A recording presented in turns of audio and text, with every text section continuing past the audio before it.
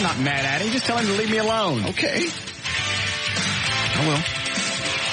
What does the email say? He's actually inviting me to come look at the new flight simulator they have. Where it Okay. works. Finally gotten a new Challenger. Come on out and see it. The last part says, also wondering if Russ is pissed at me for some reason. I'll call him, leave a message, send an email, never hear back. Just wondering.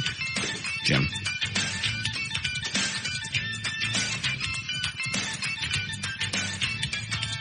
You know how I am about people coming by unannounced? I wouldn't even come by your house unannounced. You don't even like it when they're invited. Yeah. Came by I remember this was a Sunday back in January or late December. Got the Batmobile. Mm-hmm. Follows me home. He's a friend of ours. We know him, and that's fine. But I don't know who it is behind me. True. Hollers at me at a stoplight. Just screams Russ. Mm-hmm. I don't recognize him. I hadn't seen him in 10 years. I went, all right. Still listener. Wave. I keep going. Follows me all the way down the street. I do a couple of side streets, lose them. Somehow finds me, pulls into my driveway and went, you know what? That's the best way I know to get popped. Yeah. He should know better than that. So now he knows where I live, yeah. Which is not any big deal. Mm-hmm. Then a week or two later, he comes by 6 or 7 times on a Sunday, over and over, and knocking on the door. And I don't feel good, so I'm asleep on the couch, and I'm just trying to, God, I'm getting pissed all over again. All right. Sorry I asked. Over and knocking on the door, and he drives this diesel so you can hear it coming down the street. He's trying to be sneaky driving a diesel? I don't know if he's trying to be sneaky because he's knocking on the door. Yeah. If he's trying to be sneaky, that's not what you do. That's true. No, it's like Rockford did a stakeout with an ice cream truck. Yeah. Did he? I don't know. Oh, you were being funny. Well, perhaps not. I think he got in a chase in an ice cream truck. Did he really? That was a pizza Volkswagen. Yeah. Pizza Dan. Remember that? Mm. Pizza Dan, was it? That's what the name of the Volkswagen was. Great big piece on the roof. And it's funny as he's chasing this guy. He commandeers this pizza Volkswagen. Right. And he's chasing this guy. So while he's chasing the guy, obviously he's eating the pizza that was supposed to be delivered. Of a chase. It was funny to me. Yeah. I'm just amazed that you remember that it was Pizza Dan's specifically. Yeah, because I remember he came to his trailer later and he was pissed off. Where was I? He came by your house knocking 7 times. Okay, so it's all day. I'm getting ready to leave once. I go to the garage. I hear diesel coming down the alley. Well, I ain't going nowhere. I go back in the house. I go back out to the garage about an hour or two later and went, okay, it's like 6 or 7 o'clock at night. I'm clear. Yeah. End of the day. Sure. Back out of the driveway. Pull out up to the street. Mm-hmm. Whoosh, right to my left. You're kidding. Mm-mm. Well, that's spooky. Yeah, that's stalking. Would you like me to tell him? I would be glad to. I just don't return phone calls. I don't like people coming by unannounced. And I got a message from him one day. He leaves a message. Of course, I'm sitting there listening to it. Yeah. Because I don't pick up the phone. I know that. And the way he's leaving the message, it sounds like he knows I'm home. There's no way to know. Sure. And he keeps him-hawing and pausing and, well, I guess you're not there. You sure you're not there? Pausing. Going on. They're waiting for you to pick up. It was more than that. So I didn't think anything else about it. About 3 hours later, I decided to take the trash out. I go out to the garage. I had forgotten and left the garage door up. So we knew you were home. There you Which go. means he drove by the alley again. Left that message. So now I'm not mad at him. I'm just a little Annoyed. Ooked out. Yes. Okay. Unless you've called me and got prior permission, clearance, I don't want no visitors. And even then it's risky. Yeah. It's not risky. It's a gamble. Yes. Have I changed my mind since the time we talked to the time you get at the house? Right. It's like Thanksgiving a year and a half ago. Yes. Chick I invited over for Thanksgiving. Right? Didn't let her in. Mm-mm. His reasoning was, I invited you over. I didn't say you could come in. He was mad at her. A critical distinction. Not to me. Seems so clear in my mind. Hi, Paul. Yeah, Russ, I wondered, how does this guy get your phone number if he's leaving you messages? Oh, I gave it to him. I didn't think anything. I didn't think this was going to turn into, a stalk me event. Yeah, we're all friends from the Eagle. Yeah. Oh, so he was a buddy then. Oh, I knew him. I just, the coming by incessantly, that ain't my thing. No, that sounds weird. Yeah. Yeah. Lock and load. All right, thank you. And just the fact that I was pulling out of the alley at like 7 o'clock exactly, and boosh, right there on my left. How many times did he come by that I didn't know about? Man. Spent the whole day just waiting. Circling the block. Well, and all the energy that goes into that much thought, to actually plan that out and drive around and it was the Batmobile he wanted to see. It's not like he was just stalking me. Okay. I left that out of the story, didn't I? Yeah. That's what it was. I mean, that's obsessive. Really is. Or he lives in the neighborhood. I don't know. Either way, it's kind of weird. Yeah. Just don't like not being able to hang out at my house and be left alone. Feel like you're a prisoner. Yeah. I'm going to go somewhere and you hear a diesel. You have to hunker down. It's funny. I was this close to opening the garage door, and I hear this diesel coming down the alley. So I look through the crack in the garage door, and there it goes. There's a white diesel right down the alley. God. Yeah, I thought about leaving then, and I thought, nah, he's going to circle the block. He's going to trick me. So I'm not mad. I just, when I have time, I'll call him. I have his number. Got you. Hi, Jason. Hey, you going to shoot the rocket out of Trey's ass? Is he still here? No.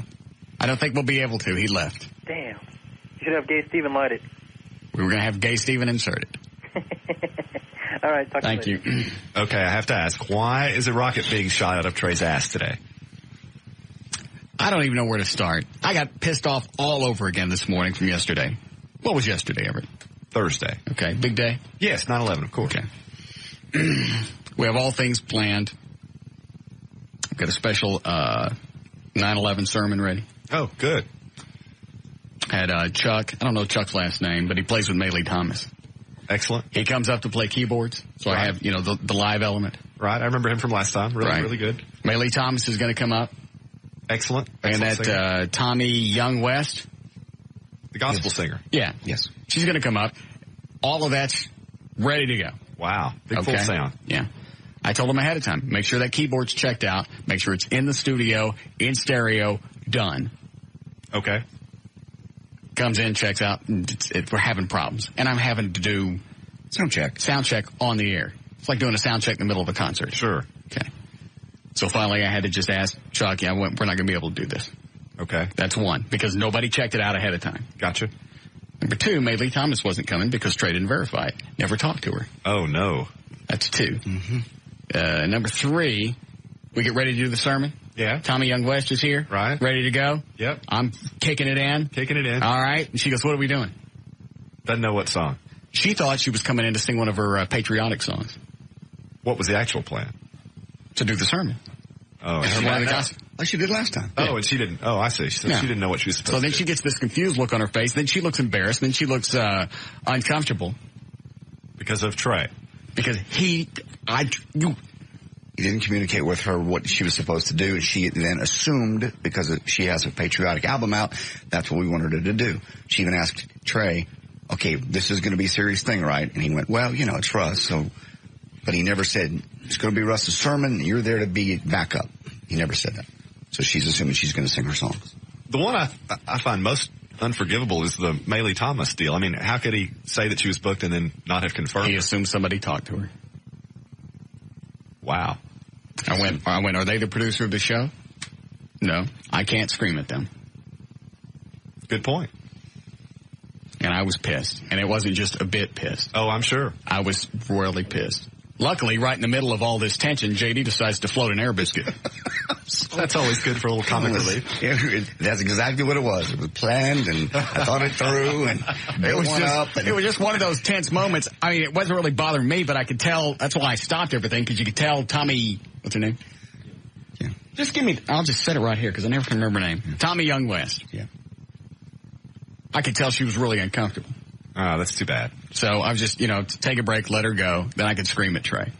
But right in the middle of all of this, JD decides, what a good place for an air biscuit.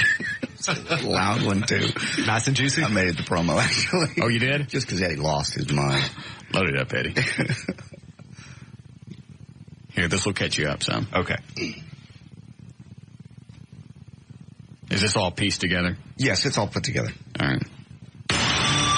Last time on the Russ Martin Show. What denomination are you? Pentecostal. Well, my dad would take me to Pentecostal churches. We had wine and crackers. Yeah. Then we had to pay extra for it. Yeah. Yes, we did. Paid extra? Yeah. You don't pay anything for communion? Yeah, we're on the air. Why, what's the matter? Oh, nothing. Are you getting nervous? No. Why? What? Who just pooted? Sorry. Who pooted? I'm you sorry. pooted in front of... All right, you missed a lot here. Reload that, Eddie. You missed a lot because JD had to cut out a lot of stuff to make it fit 60 seconds. I see. You don't hear the whole part to where we start the sermon and she gets tense and she stops and she goes, what are we doing? And then it's back and forth and then Trey comes in and I'm asking him, what the hell's going on? And of course he goes into lockdown mode and I'm getting nothing out of him. And then she's still standing here. And that's when JD decides now, it's launch time. Timing is everything. All right. So that's what you missed because this is cut for television. Gotcha.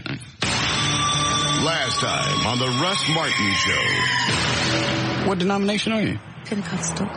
Well, my dad would take me to Pentecostal churches. We had wine and crackers. Yeah. Then we had to pay extra for it. Yeah. Yes, we did. Paid extra? Yeah. You don't pay anything for communion? Yeah, we're on the air. Why, what's the matter? Oh, nothing. Are you getting nervous? No. Why, what? Who just pooted? Sorry. Who pooted? You pooted in front of Center. I'm sorry. What's the matter with you? Sorry. Now you demon spirits floating around the room. Well, Candy said, Mama, don't do it. Why didn't you pee on her feet while you were at it? Why don't you just drop your pants and just water down her feet? Pull out your weenie and squeeze it so the whole thing's on solo mio. Why is stomach just fun in the studio? Stop it. The Russ Martin Show. That's the way the show ended last night. He finally had to have Eddie leave the room. Yeah, the bagpipe guys are coming in. We're ready to take pictures, and I'm going to read the police fire speech. Right. And then we're going to go straight into Amazing Grace. And Eddie still beat red. So I had to send him out in the hall. Yesterday was an absolute cluster F. It wasn't. The show was great except for that little moment, and we turned that into levity. And what if you hadn't farted? It was an awkward moment. We were taking a break. Oh, well, what I'm saying, what if you hadn't farted? What if we didn't have that transitional moment? And what if, you know what? Here's the other thing I thought. What if this wasn't a show to where they actually let you on to what's going on, behind the scenes stuff? That would have been an absolute god-awful, uncomfortable moment. Oh. Luckily, this show lends itself to correcting itself in progress. Right. Like I said, had this happened at Chapman Studio in those days, Trey's feet wouldn't have touched the carpet on the way out. They wouldn't have. Dead serious. Oh, I don't doubt that for a moment. So we decided his punishment was going to be, we're going to stick one of those great big, it's not even bottle rocket, what is it? It's basically a bottle rocket. I mean, that's all you can call it. It's a big rocket. But they're giant. Yeah, okay. Giant rocket. We're going to launch it from his beehole. No protection, no nothing. Excellent. That's his punishment. Can't wait to see it. But he's gone. I'm getting these emails today going, all right, how are we going to do this? You're going to spray your cheeks, and we're going to stick a rocket in your ass. Well, how are we going to fake? We're not going to fake it. You didn't fake screwing up. Why would I fake this? Sure. Goes in your ass. I'm sorry. Out of my hands. Clearly. So I'm sending messages back and forth to Eddie now. Right. How did that whole thing start? Hold on. Go ahead. I emailed you or instant messaged you and said, "What are we supposed to do? I don't understand." Oh, I got it. He didn't want to. Yeah, Trey do it. Trey didn't want to do it. So now I'm sending messages back and forth with Eddie. Trey goes, he's not going to do it. I'm going to tell him to leave then. So he took off. I guess. Pack all this stuff. Yes. Like all of it? All that I could tell that was his. Yes, he took everything. His monitor, he went through his computer. That monitor's mine. You gave it to him as a gift. I bought that monitor. That monitor is mine. For a present. That was for work. It was given. That monitor goes up here. It's a gift. It's a gift for work. It was given him as a birthday present. It was given around his birthday for work. Do you still have a receipt? Yes. Because that's theft. It absolutely is. No. He took something that was company property. He better get it up here. He's got 28 minutes to get it back up here. Gift. 28 minutes. A gift. I don't even know why 28 minutes. It just sounds legal. Okay. Well, I mean, that's a grace period. Yeah. I could immediately call 911. No, don't stop it. And he went through his computer and removed all things that are personal. I mean, he's gone. What do you want me to do? Nothing. Am I wrong? Tell me I'm wrong. If you think I'm wrong, say it. Unless there are other things that you could have done to punish him. There's a whole wheel full of things. Oh, I'm sorry. You know what? I don't remember me negotiating with him how we were going to screw up the show yesterday. Why is it he gets to negotiate with me how he gets punished? I just think he what? He felt that dropping his pants and having pictures taken was just too embarrassing. Okay, well then let's flip-flop it. I'll stick a rocket in my ass and let him stand right here behind this console and see what it feels like to deal with a guest who doesn't know what's going on, even though they should have known right before they walked through the door. I agree. And see which one causes more stomach acid. I agree. You're correct. He's lucky you're letting him off this easy. He's right. He's not letting him off easy. He's gone.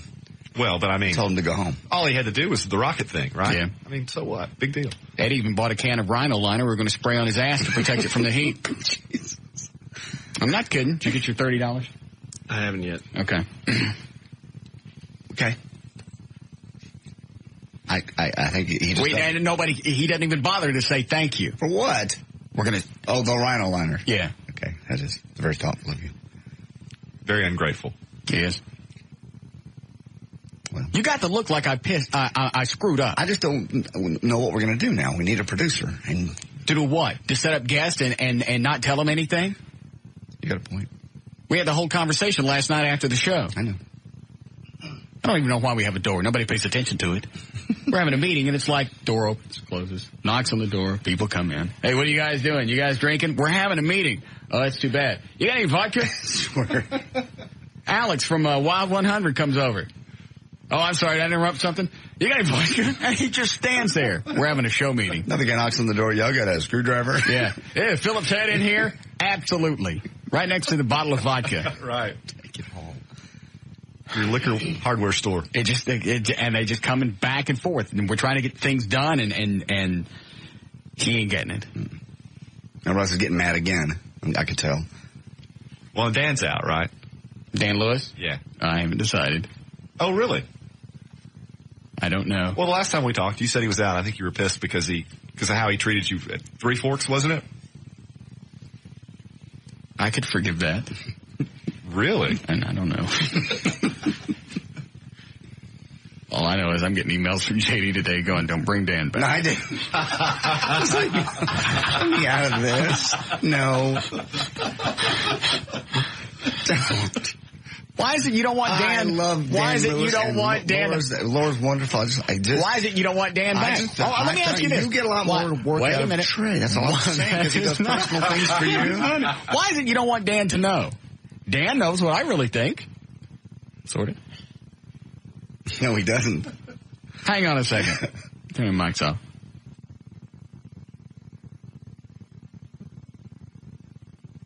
He is a lazy... Oh.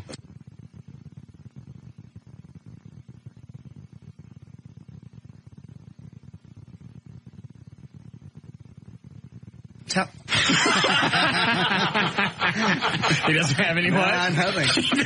I'm sorry, what? This is words out of your mouth. I'm repeating what you said. I'm repeating what you said. I'm repeating your words. Yes.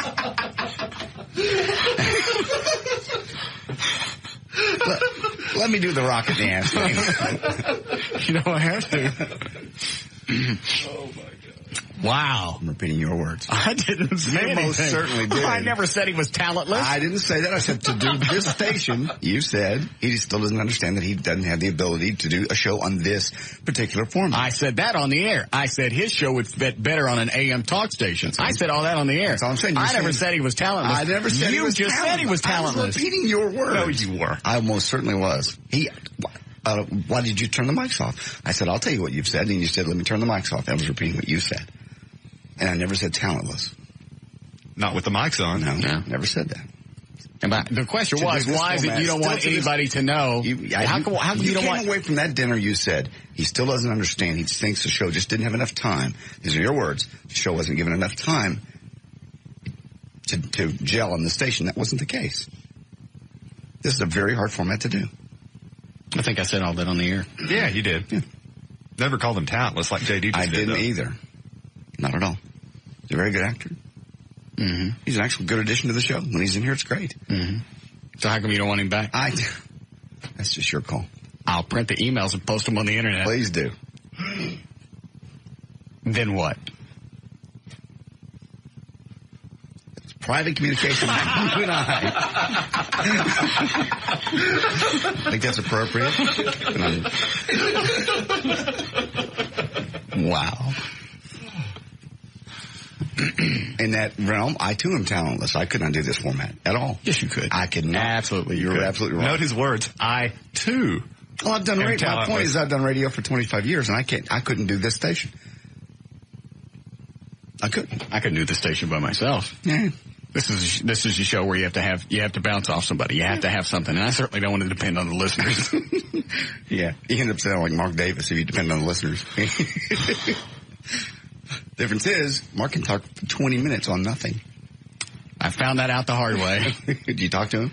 No, I had to start running again. The guys at Larry North. Oh, yeah. Added Kevin, my trainer, added. He goes, "You got to add more cardio." I don't want more cardio. I'm working out an hour every night. Right. You got to add cardio. All right, so now I get up and run. Okay. 9 o'clock is when Mark Davis's show starts. Mm-hmm. I run 2 miles. Takes me about 18 minutes. Perfect. He talks the entire time. Ain't no phone calls, nothing. Mm-hmm. Today it took him 18 minutes to tell me why he didn't like Three's Company. I know. Mark has a certain charm. I like his show personally. I like his show when people are talking to him. Also took him that same 18 minutes to tell me why Johnny Cash was an icon. Okay. He does like to talk, pontificate. He's a chatty Cathy. But again, he's in there by himself for 3 hours, and The first half of it's gone by the time he's done with his Three's Company story. All right, so yes or no? You don't want Dan back? that would be fine. Is Trey gone? I haven't decided yet. Okay. All I know is his punishment. He agreed on the air yesterday to his punishment. Yes, he did. He said whatever. And then all of a sudden today, we're not going to do it. So it's fine to put me through the grief of having a bad show. And you know how long that's going to bother me. It wasn't a bad show. It was a bad moment and a very good show. We got lots of emails, tons of emails from police officers and everybody else that was absolutely touched and to the point of tears. Several police officers were parked together in Is that right? a certain city listening. And he said, normally we park and we listen and we do paperwork and we joke back and forth and we laugh. He goes, silence. Not Wow. to the point of tears. That was when JD pooted. No, I didn't poot on the police. Didn't poot on your police speech. Yeah, just on the gospel singer. That moment needed a poot. Ain't it funny? You ain't never farted on white people. Stop it. Stop it. You get a colored gal in here and you decide it's time to float a biscuit. It wasn't.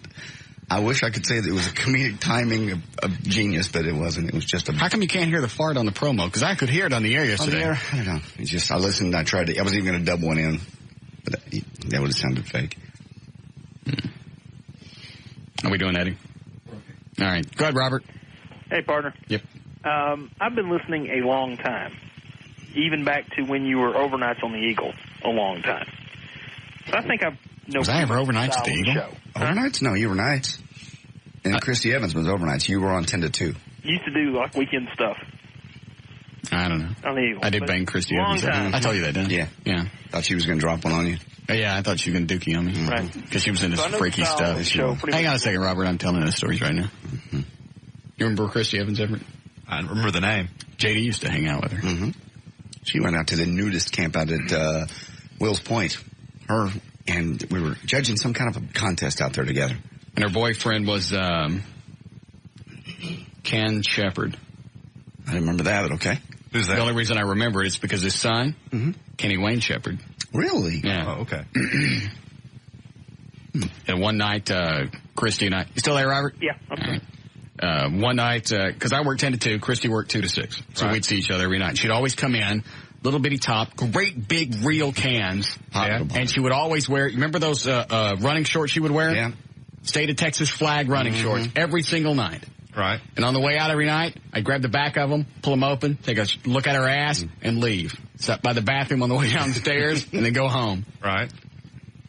One night, the flirting just went a little too far, and she invited me over after she got off the air. She goes, here, take the key to my apartment. Why don't you go wait on me? Very nice. But I always knew that she was into some freaky stuff. So now we're doing things, and she's sitting on top, and she starts going...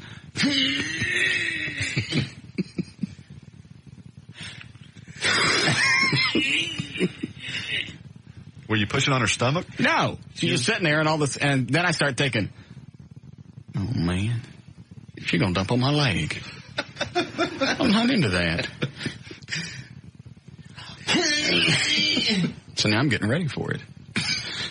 Cup your hands? No, it's like, you spread your legs really quick, or do you push her off and hope that it don't, I didn't know what to do. And then finally she stopped making that noise and went, what's the matter with you? Having an orgasm. Well, tell somebody next time. Totally ruined the moment for me. Yeah. Where are they going with that? He was crazy. You were talking to Robert about that. Oh, I'm sorry. What do you want, Robert? My point is that you gave him the option. If it was any other show on any other station in this market or probably anywhere in the country, just that 20-minute little flurb, they would have asked for his keys, told him 30 minutes to pack his crap up and get out. He'd have been gone. Robert's right. Mm-hmm. Was that whole screw up? Was it really 20 minutes? No. Robert, was it that long? No, the whole thing was less than a couple of minutes from the time she... Robert, it was 20 minutes, no, wasn't it was 20 minutes from the time she walked in. But it was only like 2 or 3 minutes that she felt uncomfortable. About a minute and a So half. you felt uncomfortable. And if I can tell you felt uncomfortable, given all the weird crap that's going on this show... See. Mm-hmm. You were angry. Something's up. Thank you. She didn't get it, and she felt trapped. She looked at her husband and went... Guess I'm stuck like Chuck. And that's when I went, you know what? Let her out of here. I don't want her staying. Mm-hmm. I'm surprised she keeps coming back anyway. Not because, for any ugly reason. She's just a gospel singer, and I'm surprised she'd want to be on this show. But you gave him the option. Yes, I did. And then when he agreed to the rocket launch out of his ass. Mm-hmm. Sorry. I guess he thought you were kidding. Like JD said, if it was Chapman, his feet wouldn't hit the floor. Oh, they wouldn't. Chapman would have killed his ass instantly. I can't even imagine. Thank you. Thank you, Robert. You're a very wise man. Bye-bye. It's our wise friend, Robert. Mm-hmm. So I can't do anything else. The guy on line 8? Oh, good. I was hoping somebody like this would call. Good. Hi, Nathan. Nathan. Damn it. He's still there. Nathan? Hello? Yes. Yes. Go ahead, you're on the air. Yeah, I just didn't want you to say nothing bad about Johnny Cash. Johnny Cash couldn't sing if somebody was standing there with a tuning fork next to him. Oh, come on now. I can't believe all of that. Well, you don't sound mad, so this is not going to do me any good. I can't believe all the tributes. You could say he was a songwriter. He was a songwriter. But he couldn't sing for crap. In the early days he could. If you're talking about the last one, obviously. And this Hurt thing, that was a perfect title for that song. No. It was a retrospect of his life. Have you ever seen the video? I don't have to see the video. I'm talking about singing. He's not a filmographer. No, but is that the right word? I don't think so. Filmographer? Just put films and clips together? He's not in video editing. He's a singer. I don't care what the video looked like. In fact, the video won an award for editing. Correct. Not for his singing. What does that tell you? Well, in the early days he could sing. Now obviously he can't. That's pretty clear. Well, I think he's credited with starting Bob Dylan, Chris Christopherson, some other people that ultimately became really big in the business. Credit a lot to Johnny Cash for getting him started. I never thought he could sing. Okay. Ring of Fire, none of those. I know the songs. He couldn't sing back in those days, you don't think? No. Okay. I never said he was great, but he was just one of those guys that was a legend, an icon, and did start a lot of things. More about his image than his voice. You're right. I think if you had a music school teacher analyze his range and the tonal quality of his voice, clearly that's all I care about. I don't care about him dressing in black or the fact that he was in prison. Whoop-de-doo. He wasn't really in prison. He said he was. That was a myth. Mm-hmm. He said he was in prison. I don't know if he said he was or not, but he never was. That was just How do you know? because I read about it. What did he say? I don't know what Did he he say said. I was never in prison? I don't know if he said he was never in prison, but he was never in prison. What about the Folsom Prison Blues? Well, it's a song he wrote about prison. He said he was in prison. He never was. He was never in prison. Singing a question to dead man. I'm just telling you. Well, where did you read he wasn't in prison? CNN. CNN.com. You said you've been in prison too.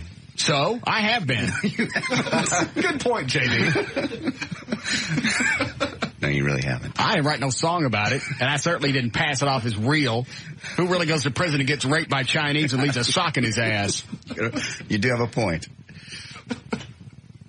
I heard somebody say one time about his voice. It was just a lived-in voice that he had. He sounded very weathered and That means you can't sing. Well, and I think his lyrics. That's like saying that I have a unique singing quality of how I dance around the keys. Don't bring that up. Let me see what's... Is he mad now? Good. Yes, sir. Last chance to be pissy, Nathan. Go ahead. Yes, sir. Russ. Yes. Hey, what's going on? You're still being too friendly. Try it again. Russ. Yes. Hey, don't be talking bad about Johnny Cash. I can't help it. He couldn't sing. Well, He wasn't an icon. He was a button at best. To him, he was a country icon. He died yesterday. I don't have anything to do with it. Well, I mean, come on now. I mean, hey, he is where country is today. You know, his wife died, how many months ago? What? I don't know. 3, 4. Earlier this year. What's that got to do about his singing quality? Johnny Cash is number one. Johnny Cash will be number one for the next 40 years. Okay. That's what you think. Luckily, your opinion doesn't matter to me. I know. Well, stop laughing. I can't get pissed at you.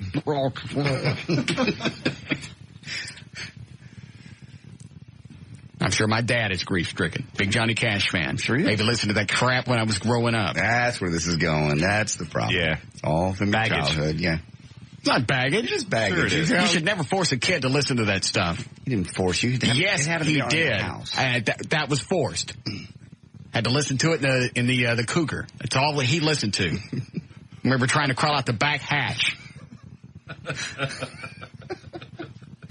I realize you don't like country music. How we doing, Eddie? Do we? Yes.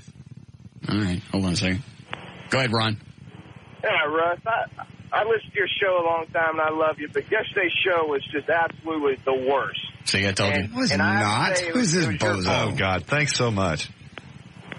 See, I want you to go ahead and tell me why it was the worst, so I know. Well, if you would have canned Trey a long time ago, it wouldn't have been so bad. But, you know, So far, you're not answering my question. What was it that made it the worst?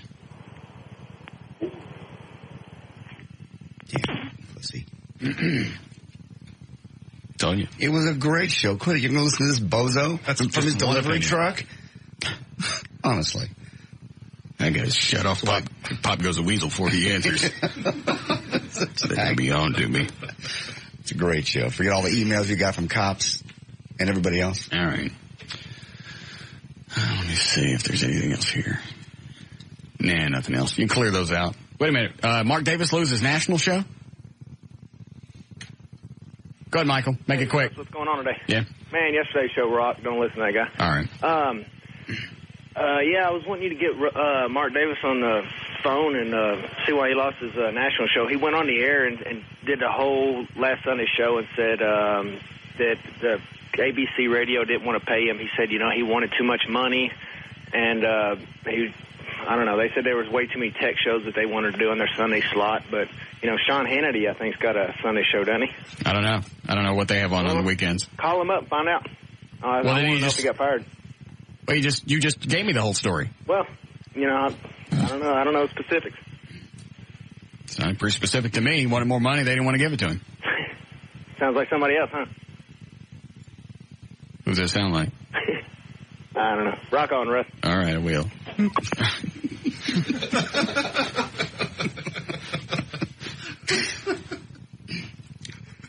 I knew today was either going to be really weird or really wonderful. I think we're leaning weird. Good. It'll be 2 in a row. No, yesterday was a great show. Quit it. We had about a minute and a half of awkwardness. And I broke the tension along with the air. And you blow that stuff out of proportion. What? Yeah, something small happens. The whole day sucked. The whole day did not suck. We had a lot of good audio that Trey got, I might add, except for the cockpit stuff that I got. It was a great show. All right. I'll take your word for it. All right, we'll take a break. We'll come back. We'll do news. We'll be back with the Russ Martin Show. Call Russ now at 214-787-1053. Did you do a legal ID? All right. Sir Mix-a-Lot from his new album, Daddy's Home? Daddy's Home. I don't know the name of that song. I just like it. Came out Tuesday. All right. I still don't get why he quit his job over not sticking a bottle rocket in his butt. He felt it was too degrading. Why not? I mean, what's degrading about it? He just said... Oh, how did this play? Give me the story in a nutshell. Eddie because Eddie was in the office when all this started, right? I just simply asked him, I told him Russ wants to do this for real. And he goes, I am not going to stick anything in my butt. And I said, that was when I emailed you. And he said, tell him to go home then. He said, if you don't want to do it, then go home. He goes, fine. And I go, he's not kidding. He said, go home. And he took everything. I just went in the office during the break. I did too. Took that monitor that I bought. You gave him. I bought it. And you gave it to him. I still have the receipt. Everett's right. That's theft of company property. It's a birthday gift. I'm telling. Okay. Yeah, Dallas County District Attorney's Office takes a very, very dim view of employee theft. Taking your own stuff home? Does he have the receipt for it? No. Okay, then. Whoever has the receipt is the feller. Okay. Thank you. Alrighty. And I still don't get what. Just stick the thing in your butt and let's go. Pretend like your mom's checking your temp. But he just said, quote unquote, and said strapping the hair on him was the most degrading thing he will do. Well, for this you know show. what? That's what you get for being I get all that? Thank you. Do I do all of this stuff unsolicited? No. Every time he was punished, it was because he did something. True. It was an invitation to be abused. It would be rude for me not to accept. Yes. Yes. Mr. Decide.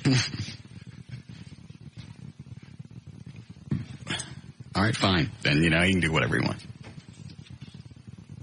Okay. All I know is I want my monitor back. Okay. I'm sure he'll bring it back to you. He's not a thief. I don't know. The offense has already been committed. At this point, we're just talking about restitution. Yeah. It's like going into a bank, robbing it, coming back and going, here's your cash back. I don't want it. Might mitigate his sentence, but certainly he's still guilty of the crime. I think probably, Counselor, if this went to jury, they would... what? Also take into the facts that it was given to him under the guise of being a birthday gift and he thought he owned it. You don't think you own the money in the bank. All I know is Russ has the receipt. Russ says that it's company property. Trey took it and cleaned it out, and nobody knows where he is. Where did he take the monitor from? From the office. Row.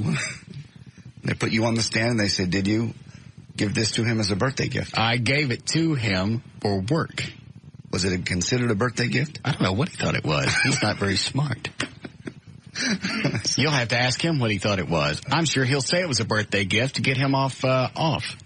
Ooh, it's not looking too good with that jury. Well, then they pull me up on the court and they say, did you... Oh, yeah, what are you going to say? Did you contribute to this because it was told as a birthday gift? And I say, yes, I wrote Mr. Martin a check. And do you have a canceled check to prove that?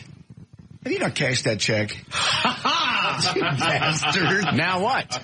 Huh? What will you do now? Cash the check. Cashing nothing. See, I don't know what Mr. Martin did with the check, sir, but I did, in fact, write him one. And you can present that to...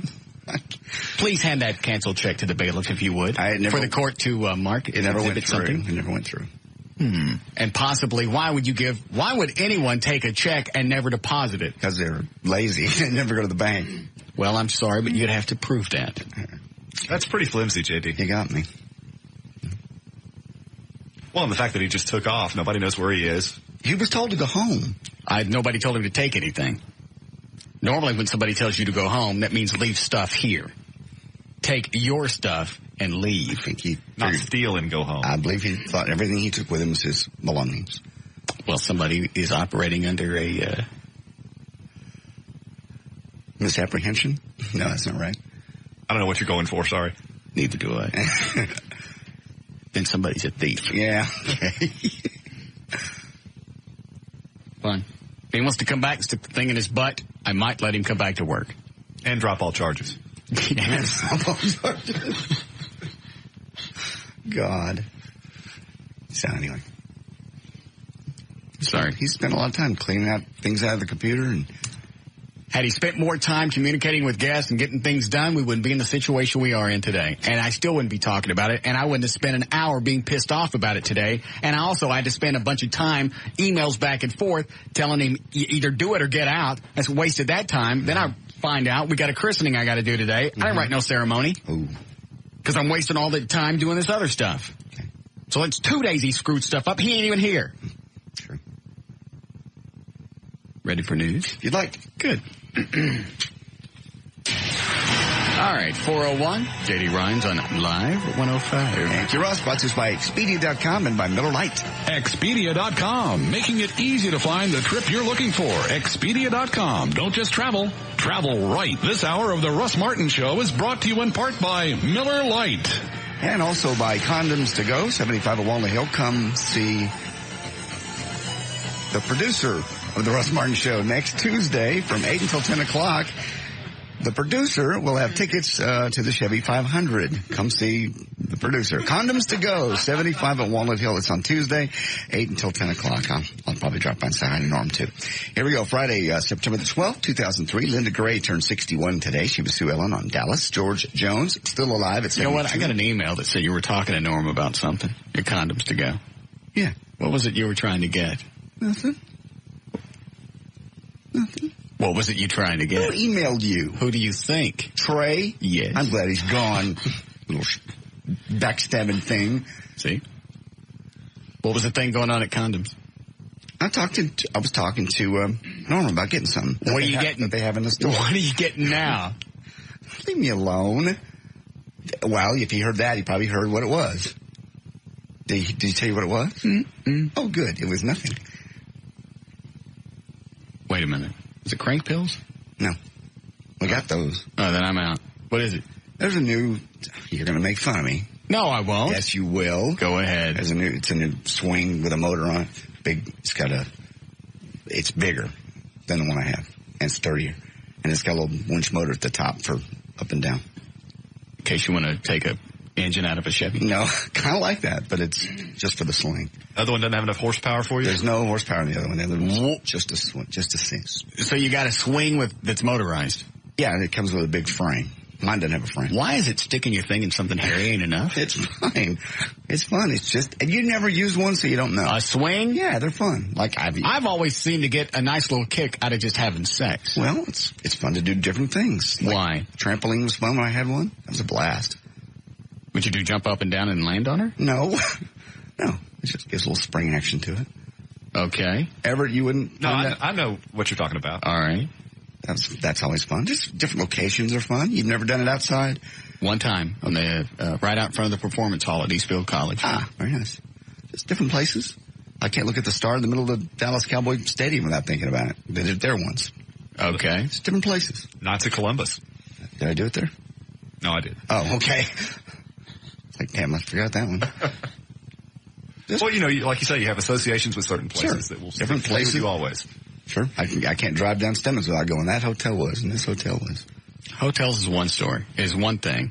Well, why is it you got to add motorized chairs to the equation? It was just something fun to do, something different. It's just spice. You're a freak. I'm not a freak. You're a freak. Why is it you just can't crawl on top of a woman and just have that be enough? I can't. Why is it cans and clam just doesn't do it for you? It doesn't for me. Well, why is it you got to throw in furniture? Because it's fun. You're playing. You're having fun. It's recreational sex.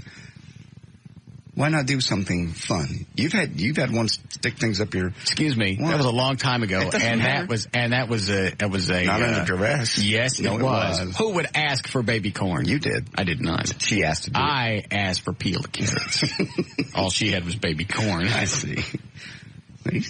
It's fun. Everyone would agree with me. Yeah, sure. Variety is fun. Maybe the chair's too much for you, but Well, I mean, teach his own. turning my garage into a little playroom. It's not a playroom. Kids are gone now, so I can have fun down there. It is a playroom. What's park my car in there? I don't know what you do. It's a lot of fun. You should try something. I will not. Why? Because it's freaky. It's not freaky. It is. I disagree. Anyway, so they have a new chair. How much is it? I don't know. I haven't found out yet. At Condoms to Go, you mean? How much is it? How much is it? I just paid for it. How much is it? No, I really don't know. He was going to check into it. There are some that are very expensive that are like upwards of $2,000. Now, who sits in the chair? The chick does. And then what do? You stick it and spin? Yeah, it's like she's floating. Sort of doing it in water without the water. She's in midair. And you can maneuver and play. What does the motor do for you that you can't do on your own? Height. Gets the height absolutely correct. Like a barber chair. Yeah, you get the height correct. Because the other one was not adjustable. It's just looking at me. Barry White would have been 59 today. What happened to him? Dead. Oh. Stephen Perkins, 36, from Jane's Addiction. Over the weekend, Randy Jones, the original cowboy from Village People, is 51. Peter Cetera turns 59. Nell Carter would have been 55 over the weekend. Hold on. Is the guy on line 5 pissy? Moderately or good? Good. Yes, Chris? Yeah. Hello? Yes. Is this Russ Martin? Thanks for calling. The State Department has issued a worldwide caution warning U.S. citizens and employees of the threat of more terror attacks on the day after the second anniversary of the September the 11th attacks, saying there are increased indications that Al-Qaeda is preparing to strike U.S. interests abroad. The State Department also said Al-Qaeda is pursuing actions more devastating than the deadly plane hijackings 2 years ago. We were talking about this a while ago. John Ritter, lovable Jack Tripper from the Three's Company, died of a heart problem, basically an issue he didn't even know he had. He was on the set of his TV sitcom. There's 8 Simple Rules for Dating My Teenage Daughter yesterday. It was kind of weird. I was watching Good Day Live from L.A. They had Henry Winkler is a guest on that show. Right. They were filming it this week, and Henry was just devastated. He says, I can't believe it. We're running lines yesterday, practicing, rehearsing. He starts sweating. He leaves. He's dead. He goes, it's just unbelievable. Suzanne Summers called in. She was in tears. And they had a falling out there for a while, and they got back together. Yeah. Everybody was just said he's the nicest guy. What do you have, some kind of angina tear? It was a tear, yeah. Tear in his heart that he just didn't even know he had. It's aorta. Yeah, sorry. Yeah, they made sure to show me a nice, good bisection of a heart today on Channel 8. They do that on purpose. Yeah, they do. They know I'm having lunch. They do. I agree. There was no, every time it happens, because I got the laptop sitting right there while I'm having lunch, I email Alexa. I went, don't. Just don't. I get an email back. It's the producers. It's not me. It is you. That's the only reason you guys show bisections of anything. There's no reason to show. I know what a heart looks like. I don't even know what a torn, what? Aorta looks like. I got it. Nope, got to show you. Got to put it nice and close to the camera. Look at that. See that? That's what one looks like. Ooh, ooh. Even takes the heart away from the camera. Yeah. And it pushes it up. Ooh. Every day they find some way to get guts on your TV. It's days it doesn't even, there's no reason. Look, here's the front of Baylor University. Yeah. See all the nice flowers outside? Beautiful. Here's the guts of people inside. Go ahead. All right. And of course, we talked about this. Johnny Cash, Men in Black, who became a towering figure in American music. Such hits as Folsom Prison Blues, I Walked the Line, and A Boy Named Sue, died Friday. He was 71. Complications from diabetes. Dick Clark still. Did anybody have Johnny Cash? I know somebody did at one time. I think you did. Did I have somebody? I believe you had Johnny Cash. For real? I believe you did. Yes, you did. Yeah. You took him when you took him when Joan Carter Cash died. June Carter? I'm sorry. Yeah. So what is that, 29 points? Mm-hmm. 71. Mm-hmm. You want to divvy up all the people on Trey's list? Sure. Might as well. Okay.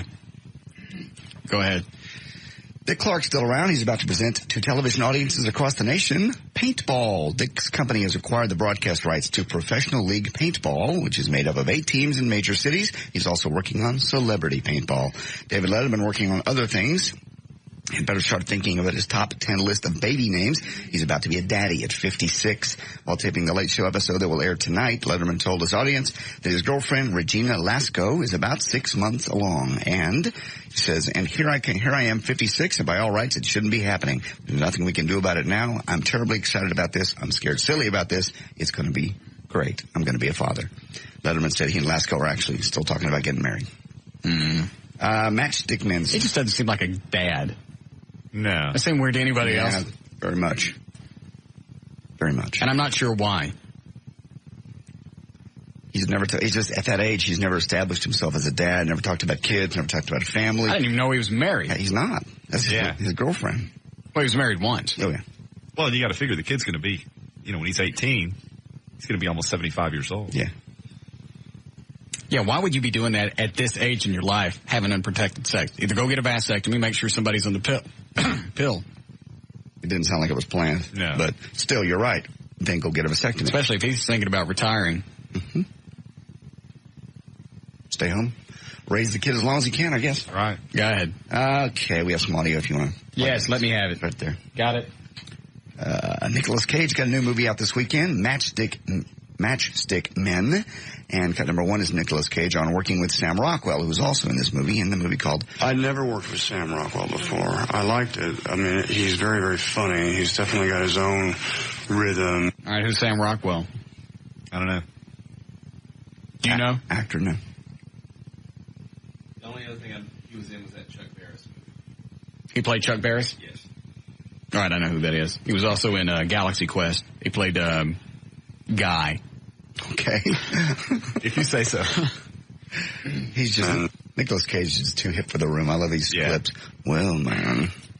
I'd never worked with Sam Rockwell before. I liked it. I mean, he's very, very funny. He's definitely got his own rhythm, and you keep expecting him to say lovey. Yeah. Yeah. He has his own rhythm. Lovey. Okay. he's doing his own thing. I've never really seen anyone else quite like him. He's got a lot of style, and I think he's... Do they do these interviews while he's in bed? I think they do. That's why I pulled this out. He just talks like he highly is just sedated. Too cool. All right. You want to hear a clip from the movie? It's kind of long. Let's go to the next one. All right. Lost in Translation opens up in New York and Los Angeles. This is the new Bill Murray movie. Bill trying to come out again. And number 3 is Bill Murray says, unlike most films supposedly written for him, he actually wanted to do Lost in Translation. Usually when people say they've written something for you, it's not good news. It's usually disturbing. It's sort of like, I've made you a quilt. You're usually not going to like it. It's very rare. But, and a lot of people have said they've written something with me in mind, and it turns out that a lot of the lines are my lines from old movies, so it's not that fun. But this is the only time anyone's ever written something that was... I can't wait to see it. Okay, we'll forget the rest of it because it's a scene in the movie, and it's just about equally as exciting as that clip. Okay. Movies are so far, he hasn't said anything about the movie. He just said what other movies people have presented him would read like. Not a very good endorsement. At the very end, he goes, if this is different, this is good. Should have started there and worked around. News and information brought to us by Condoms to Go, where you'll meet the producer next Tuesday from 8 until 10. That's at 75 at Walnut Hill. I'm J.D. Ryan, live 105.3 to talk to Rocks, Texas. We'll be back with the Russ Martin Show. The 2003 Russ Martin Show Police, Fire, and Military Parade posters and DVDs are on sale now at russmartin.com.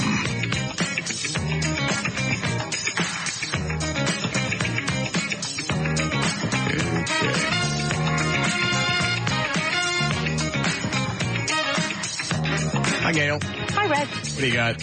I got Just Breaks and Blockbuster. All right, your out cue is Blockbuster stores. Okay. Just Breaks gives a pro rata 50,000-mile warranty on everything they do, and they offer same-day service. Just Breaks. Just stop and think about it. Introducing the Blockbuster Game Freedom Pass. Now you can game all you want the way you want for one low monthly fee, just $19.99. Details at participating Blockbuster stores.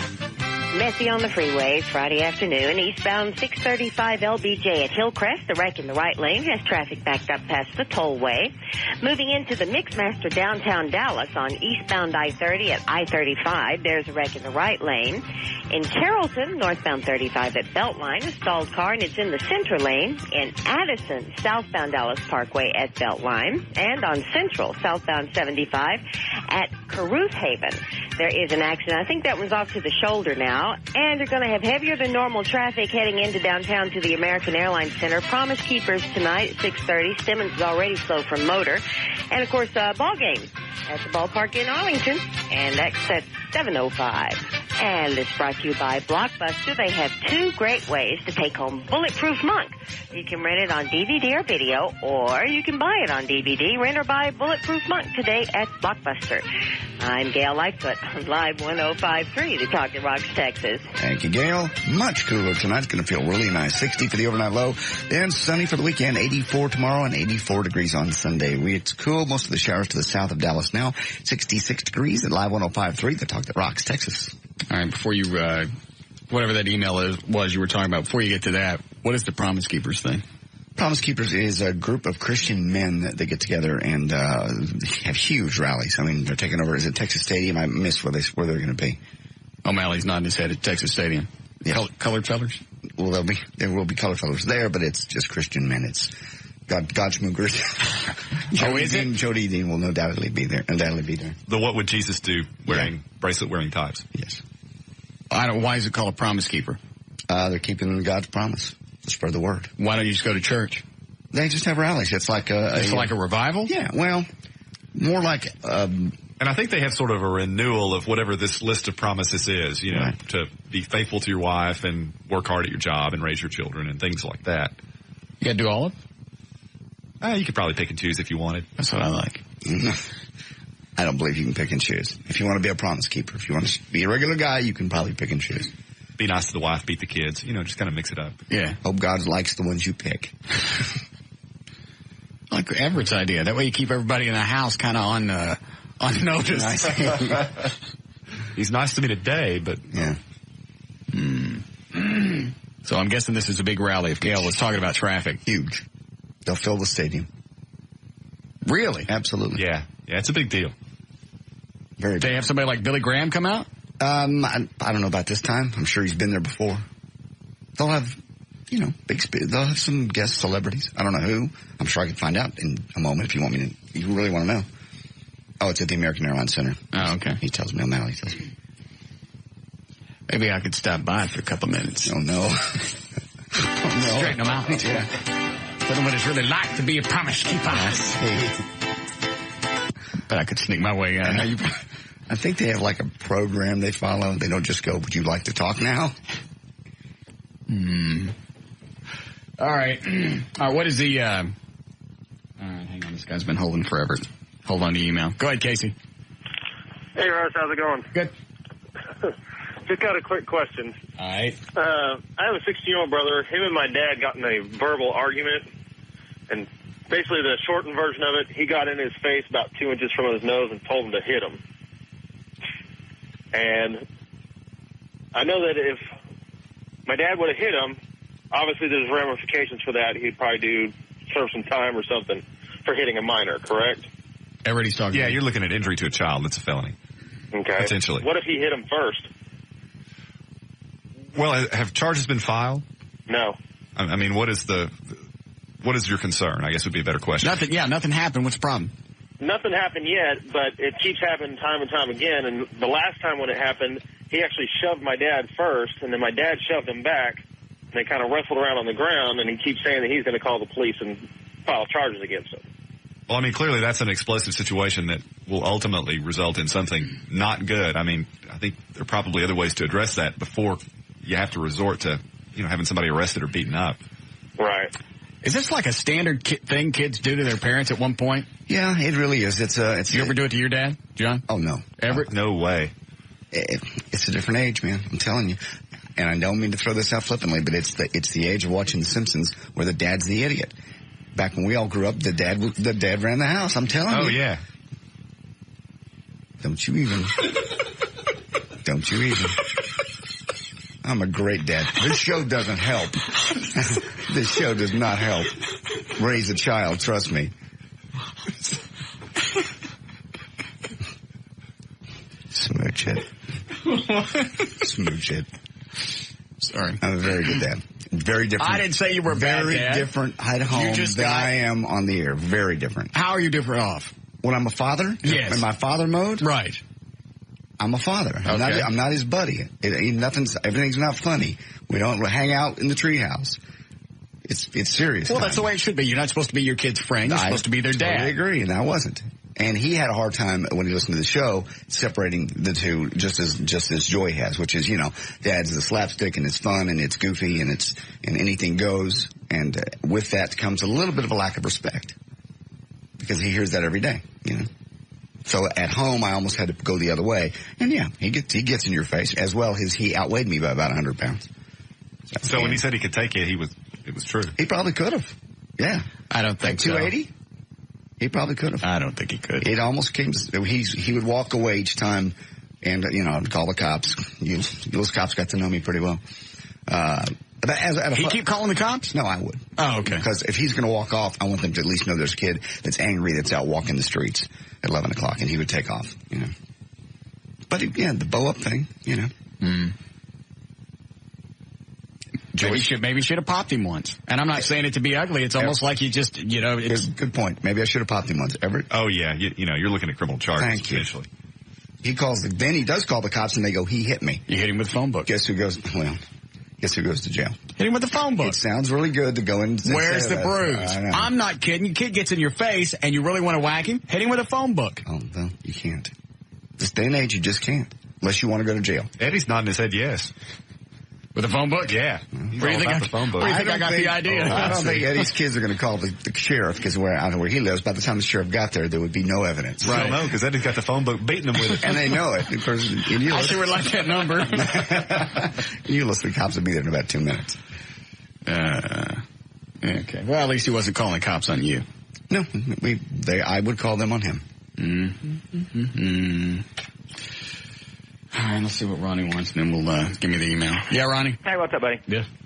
No, first of all, what went wrong with your show? What little bit went wrong with your show yesterday? You more than made up with the bagpipes and the reading the police and fireman speech. That was really cool. I think that's what JD got to complain on, wasn't it? Not the speech, but yeah, at the very end, what you said. All right, what did GD? you? What? Yeah. What, Ronnie? You people complaining because you said GD? I don't know. Read the email. Russ, lost a lot of respect for you yesterday. At the end of the show, you said G-damn. I've never heard you use it before, and I thought it was in very poor taste considering the situation. You do some things that are way over the line, but that was too much for me. You've lost a listener, Regina G. What G stand for? Gash? I don't know. Doesn't say. I don't recall asking her. Mm-mm. And actually, the way you said it, what in the context that you used it, I think it was very appropriate. And I don't like that word either. You sure like it off the air? I do. Yeah, and end's okay. I do not. Cut it out. If I had a dime for every time you said GDN. You guys, please stop. Stop. Because he says that all the time. It's like, what country is that? I don't know. It comes out of his mouth so often, it's hard to keep track. Oh, man. Well, then fine. Let her go.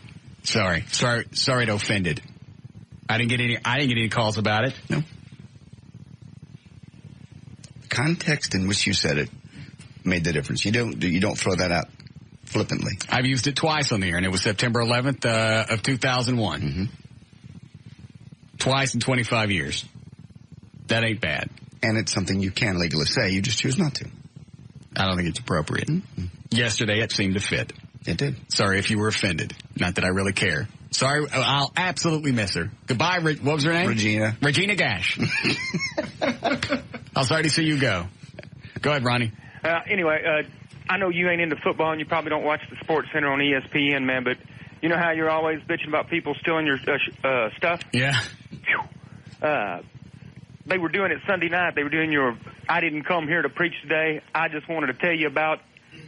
They were doing national TV, bud. Stealing your stuff on national TV. Well, there's no way that they would get anything from me. we were syndicated, I'd say yeah. Yeah. Well, maybe you need to be syndicated. Did you steal it? I mean, you come up with it. I came up with it because I went to Pentecostal church when I was a kid, and that's what they did. I love Pentecostal church. And my dad would always bounce back and forth. Some days we'd go to Pentecostal church, or Sundays, and other Sundays we'd go just like regular Baptist. I hated the Southern Baptist church. Boring. It was boring, I'd fall asleep. At least with the Pentecostal, there was singing, dancing, people running around, laying of hands, healing. One time they laid their hands on my dad, he passed out. Well, that's it, he's dead. We don't have to get up on Sundays anymore. No. Every Sunday, damn. We went to Methodist church. It was just boring as it could be. Episcopalian. What do they do? It's like Methodist, but with a lot more dressing up. Yeah, robes, candles. Oh, yeah, it's more like Catholic, actually. Same thing every week. What you start it the same way, you end it the same way. But you get real wine, so. Do you? Yeah. We got wine and crackers. We got grape juice. Yeah, I'm sure ours was grape juice. No, we got the good stuff. Did you really? Yeah. All right, thanks, Ronnie. You bet.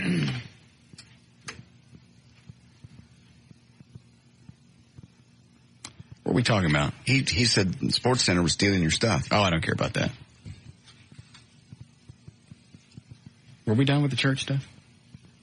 I don't know. I just kind of faded there for a second. Before that, it was the email the lady got mad at you for. Screw you. I'll drop GD anywhere, anytime I please.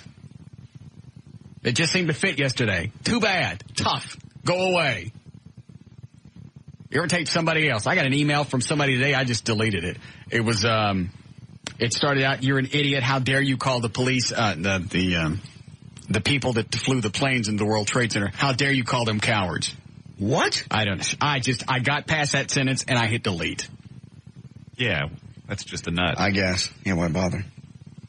First, I checked to see what the email address was, right, hoping it was a real one. It was just a Yahoo account, so I don't even mess with those. Yeah, it could be anybody. Well, just because you can't cause them any grief. At least if it's in the MSN or AOL or some kind of regular email address, you can pound them on the air and they got to change their email. Mm-hmm. With a Yahoo or a Hotmail, they just go back in, re-register, get another one.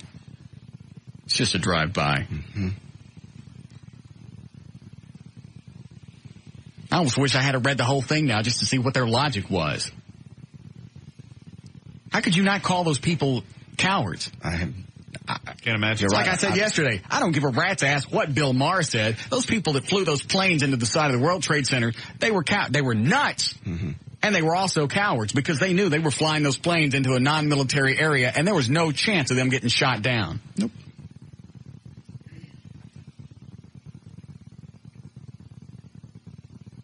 He's got to be one of the biggest idiots on television. And continues to be on television. Not funny. Not to me, anyway. Politically incorrect was okay because he had a decent form, and it was good the way that they mixed up the guest on there. Mm-hmm. Wasn't too far to the left or too far to the right, and he would throw in a little comedy from time to time. But for the most part, he was dry and just a little pompous turd. Obviously can't get sex because Rhonda Shear wouldn't even let her screw him. Let him screw her. That's it. Yeah. Either way, there was dry humping. Yes. That's all he is. He's just an irritant. A dry hump. He's a dry hump. And if all those clips from his HBO show that you're pulling, yes, if those are supposed to be the best ones, they are. That thing's not going to be on much longer either. Those are ones that the production company has sent to promote the show. It's not ones I pulled off just to make him look bad. Go ahead, Chris. Yeah, I was just curious. JD was talking about what a great daddy is, but where does he hide that sex dungeon of his when his kids come over? Yeah, what do you do with a sex dungeon? Sex dungeon. My kids don't live with me anymore. He said when they come over. They don't come over. They never come to your apartment anymore? They live in Florida. And they're never going to come to visit? If they visit... They obviously come to visit because at least once a month I see one planted in our office. You haven't for over a month. They're gone. And they're never coming back? If they do, I will put things away. Things do collapse and go away. How many things are in your sex dungeon? I don't want to talk about this. You got the chair? Uh-huh. Do you have other things? What else do you have? We've never really covered this, and this is kind of fascinating to me because... Why? Well, it's an entire room dedicated to all sorts of madcap sexual It's chicanery. not what you're imagining. It's not nearly that. It's an I wish I entire had the room. money to What do you have? build a room in a house. What that do would be you like a have? dungeon. What do you have? Okay, cool. What do you have? Nothing. Just have mirrors in the chair. Where are the mirrors? The mirrors are in your garage? On the wall. Yeah. Why do you have those? So you can see. You can't see it up close? Why you got to watch yourself bang somebody? It's What's just- wrong with you? Wrong with me? You fly to Mexico and eat it straight out of the Mexican's hands? No, I don't. No. There's an air hockey table down there, too. That's just for fun. That's to throw people off. Or to really confuse them. Right. Because the Jets feel good on Joy's back. No. Ooh. All right, so what do you got down there? Not a whole lot. I'm just. What do you have in general? I'm just transitioning it from a. What's in your whole arsenal? No, we have toys. You have handcuffs? Yes. Do you have whips? Yes. Do you have masks? No masks. You have B-plugs? That's a yes. John. No, not plugs. Beads. You got butt beads? Why you got butt beads? You can use them on other things. Well, if you use them on other things, they ain't butt beads. You got butt beads? What they call them. You ever had beads in your butt? No. Have you? No. Why you got butt beads? Just in case. In case what? I want. Somebody wants them. If in case you're feeling glamorous? Yes. I don't really need to discuss all this on the air. How big are these beads? Oh, they're little. And why would you want them You someplace? ever use beads on a girl? No. Take a pearl, like a pearl necklace, not a real expensive one. Right. But you put it in there and then you pull it out slowly. Hang on a second. Or back, but front, mostly. Mostly front. And then it goes over the little area. I just said area. All right. While you pull it out. It's very erotic. Chicks dig it. Not the little bitty ones, a little bit bigger size. Costume jewelry. Uh-huh. What else you stick in there? Bowling trophies? No, there's no bowling trophies. You've never done that? No. Beads? It's very erotic. What about you, Everett? You stick any jewelry in your girlfriend? Not yet, no. What else you shove in there? Promise rings? No. That's about all. That's a good thing. Just a variety of stuff. All right, so you got the butt beads. I don't even know. I don't even know, and Joy probably doesn't want me saying all these things. So, well, you could have had these long before you met. What are some of the things that you had long before you met Joy? I just have toys. Well, what else? Walk through condoms to go. Again, just use your imagination. I don't have that masks. Scares me. We don't do masks or bondage or anything like that. You bet you do whips. Yeah, real gentle ones. They're leather whips? Yeah, they're not like you're thinking like a riding crop. It's got a lot of little fingers, like 100 little strands, and what do they call that? Cat o' nine tails, or something like that. You don't whip them. You just tickle smack her across the face with it. No. You tickle her. You run it on her along the. Well, why do you get a whip if you're just going to tickle her with it? That's like getting a gun and just kind of rubbing it on somebody's belly.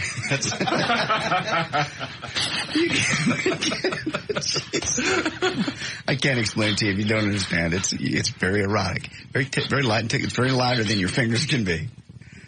And a little slight light slap. It's very erotic. Don't hurt. We're not into pain.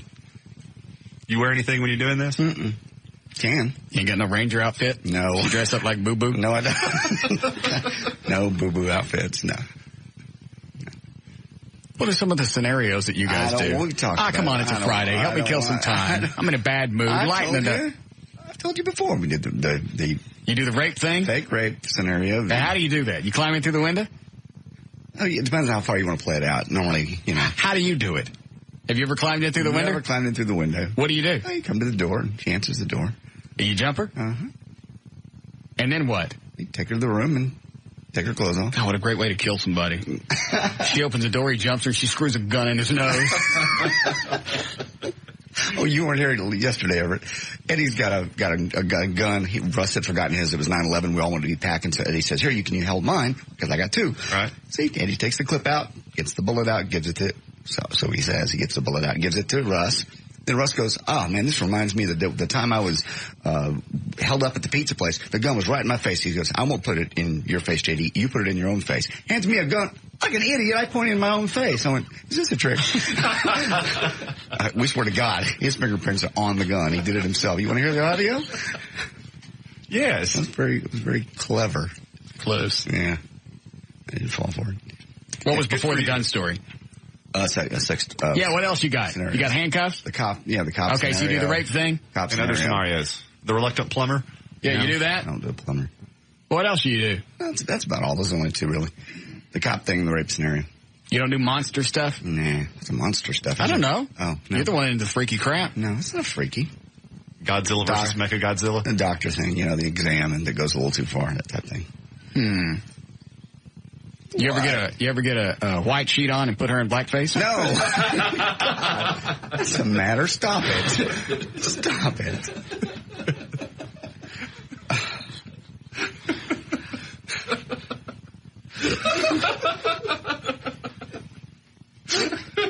Turn the mics off. Fine.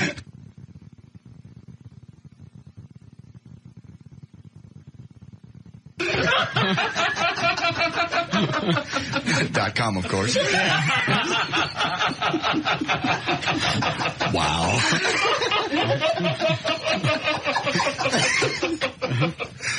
Sorry.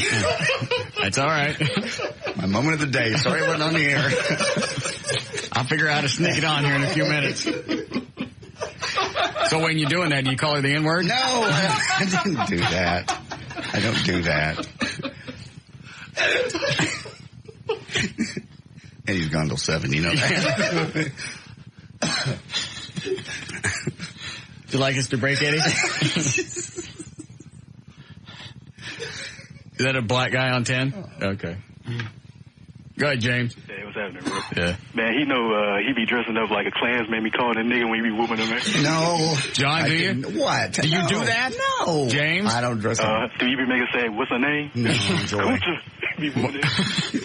Do you? No. No. The abusive slave owner. I don't. Yes. Ooh, that could be. You like sneaking the slave quarters, man, be whooping him like that? No. John. I don't. John. I told you all the scenarios.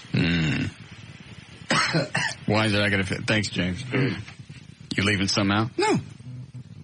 We're not that adventuresome. We're talking about, Oh, no, you just got a whole room devoted to it. Yeah. I'm building it. If I had a house of 4 or 5 bedrooms, one room would just be that. It'd be cool. What? I don't know. You one of those reburnable crosses? Burn right in front of her bed? No, I'd never do that. Gas powered. Yeah. Flame on. No interest. I'll get up to the clapper. You do that. She get up and leave. Black on. Look at that. Is that a break? That's a break.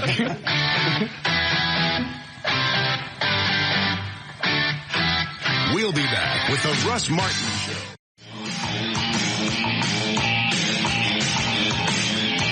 The 2003 Russ Martin Show Police, Fire, and Military Parade posters and DVDs are on sale now at russmartin.com.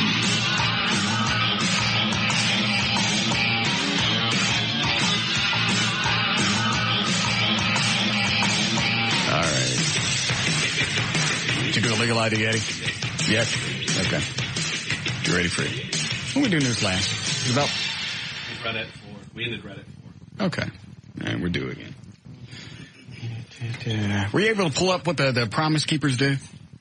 Yeah, I pulled it up. There's just nobody there. I just got the list of, let me pull it up again. Just a list of speakers. Nobody you know. It's all Christian. No, I mean, the things they promised to do. I just kind of wonder what this is based on.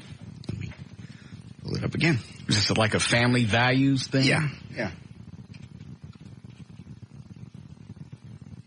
we go. Click. Their main page is promisekeepers.org. Okay. Let's see if it gives a mission statement here. Who we are. Core values. Hold on a second. Here are the 7 promises. Hold on. Who's that on the phone, Dan? Hang on. Tell me again. That is Philippe from mp3playerstore.com. Mm-hmm. He says he sent off your package of things today. What did he send? For you, he said it's their brand new DVD player, tuner, monitor for the Batmobile. And then he said there's also some other things in the box as well. Really? Yes. Wow. And we'll look forward to that, and we'll maybe auction those off for the Police Fire Foundation. Thank him if you would.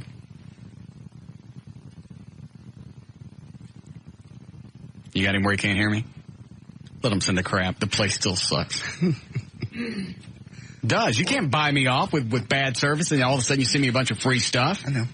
Well, had I not had this radio show, I never would have heard from them again. Oh, no. You're right. No. I went online, ordered. It was a good price on one of those portable MP3 players where you buy a little flash card thingy and you can store up to like 256 megabytes, I think. Okay. So I got 2 of those cards. Cool. Okay. Ordered that. I think TTNL, it was $208. Okay, fine. Watching it being shipped. Watch it. It don't move. They even give me the tracking number for a Canadian Postal Service.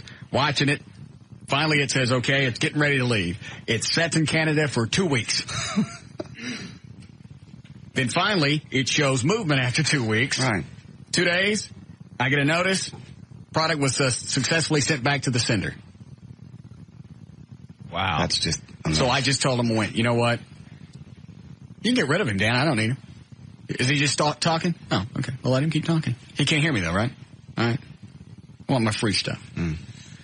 So I'm emailing. I sat on the phone for 58 minutes. I just put him on the speakerphone while I'm writing the show. Right. Watch the clock, 58 minutes. I can't get through to anybody. I'm emailing. I'm not getting anybody there. Then I start getting responses. Sorry, this has happened. We're going to ship your product. I already told you I don't want it. Just credit my account and we'll just both walk away feeling screwed. Nothing. Watch the account, nothing. The one day that I talk about it on air, they call from Canada. Were you here that day, Everett? No. They call from Canada saying, we'd like to straighten this out because people are emailing us death threats. He let the sheep at him. Yeah. Death threats. It's just funny that would be the thing that would, set them off. Hey, I better call down there and do something, I'll drive up there. Russ his stuff. We'll kill you. Whoop your Canuck ass. I'm loading up the station wagon with hammers. Had it not been for this show, who knows if I'd ever got my money back. And it's Matt, our computer guy, sent me a website where you can actually check sellers online. It's like sellerratings.com. I don't know what it is. But every one of their reviews was horrible. MP3playerstore.com. Really good prices, but they ain't good if you don't get your crap. All right. What'd he say, Dan? He said he would be contacting us Wednesday. He said we should get the package Monday or Tuesday, and he would call Wednesday to see how it went. Did I ever promise them I would crawl off their ass if he sent me some stuff? Nope, and neither did I. Good. I'll still auction it off for the police fire charity. Sure. Why not? Yeah. As far as calling it even, not a chance. Had they done it on their own, hey, I'm sorry this happened. How about if we send you this stuff? We'd like to keep you as a customer. That'd be fine. That would have been the right thing to do. Well, sure. All businesses make mistakes, but it's how you correct them that matters. And that's exactly what I look for. It's like the tire store I had a problem with a couple of weeks ago. Had a problem with the mounting and balancing. Had to take them back. I wasn't really getting any satisfaction. Finally, they gave me the tires. That's cool. That's like Customer service. Pro Flowers one time. A vase broke. It wasn't their fault. Actually, it was UPS or FedEx or whoever. They replaced the whole order. Well, sorry that happened. Well, and I even said, I just want you to know I don't even want a replacement. No, sir. We're going to send you a replacement. Okay. FedEx went nuts with your package. I did. Well, and seeing you're happy, they're happy. Yeah. You say nice things about them. Win. Everybody wins. It's dandy. Okay. All right, you ready to go with this? You want to know the promises of the Promise Keeper? Oh, yeah, give me that. There are 7 of them. Number 1, a Promise Keeper is committed to honor Jesus Christ through worship, prayer, and obedience to God's Word in the power of the Holy Spirit. Easy enough. Number 2, the Promise Keeper is committed to pursuing vital relationships with other men, understanding that he needs brothers to help him keep his promises. Fair enough. Number 3, a Promise Keeper. Borderline, but fair enough. You won't like number 3. All number right. 3 is Promise Keeper is committed to practicing spiritual, moral, ethical, and sexual purity. How come Hawkeye's on TV? Hold on. One of them, and he was a storyteller with his songs. Oh, stop. It didn't seem like this prepackaged They stuff don't that play you Johnny Cash on find a lot KSCS. today in the music industry. Cash picked and sang at Dallas's Majestic Theater, Fair Park Music Hall. Bunch of gloms. They probably did some kind of big tribute to Johnny Cash today on KSCS. Ain't played his crap in 30 years. Wasn't even in the studio when I worked there. Really? Johnny Cash? Nope. They would on the Saturday night. Oh, I know why. Hawkeye does a Saturday night oldie show, and they probably play him there. Oh. That's probably why they got him. Dandy. Let's see. All right, so what was number 3? Sexual purity. What does that mean? Spiritual, moral, ethical, and sexual purity. In other words, you only have sex with your wife. No one else. And in marriage. Well, I'm not married, so that doesn't affect me. So you don't have sex. At all? No. Only in Does it say that? Sexual purity, I would imagine. Sexual, I think they mean, I think you're misinterpreting. I think they mean fidelity. So you only have purity. You're saying only have sex with your wife. Well, in the Bible, it really says you're supposed to be married. Well, but we're talking about the Promise Keepers. So a sexual purity, only have sex with your wife. I'm doing the best I can. You don't get to have sex if you're not married. It doesn't say that. That's it's in the Bible. Don't read into it. It's too ambiguous to be enforceable. Eddie's busy doing stuff right now. Oh, okay. Yeah, that's unenforceable. I got you. Thank you, lawyer. Thank you, counselor. Number 4, Promise Keepers. Yeah, we don't like number 3. All right. Ooch that one out. Now we have 6 left. Okay. No. Number 4, Promise Keeper is committed to building strong marriages and families through love, protection, and biblical values. I'm fine with that. That's what a father, husband, provider does. Build a strong family unit. Mm-hmm. So it's a nice, safe environment for the kids to grow up, and they become very good citizens. Very good. Let me see here. The next one, a Promise Keeper is committed to supporting the mission of his church by honoring and praying for his pastor and by actively giving his time and resources. That's all right, as long as they don't want too much. They want Well, you don't go to church, so that doesn't apply. Yeah. 2 more. Okay. Promise Keeper is committed to reaching beyond any racial and denominational barriers to demonstrate the power of biblical unity. We'll come back to that one. Okay. And finally, a Promise Keeper is committed to influencing his world, being obedient to the Great Commandment. See, here we go. See Mark 12, 30, 31. Well, who is that? And the Great Commission. See Matthew 18. I don't know what those are. Oh, here they are. I'm sorry, listed right here. The Mark one is love the Lord your God with all your heart and with all your soul and with all your mind and with all your strength. The second is this. That don't leave time to do much else, does it? Love your neighbor as yourself. See, I did that. Even when you were living next door to your sister. Yeah. Stop it.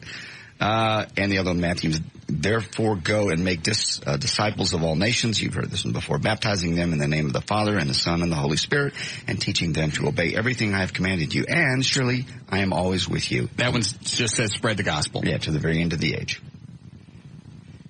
Okay, well those are all right. Yeah. That's their mission. There are a couple in there that are questionable that I would probably mark out. No. But for the most part, it sounds like a dandy organization. I don't think you get to mark them out. That's the whole thing. Why not? You don't get to, because if you want to be in this group, what do you get? You get the knowledge of knowing you're closer to God and spiritual purity. I mean, do you get anything good? No.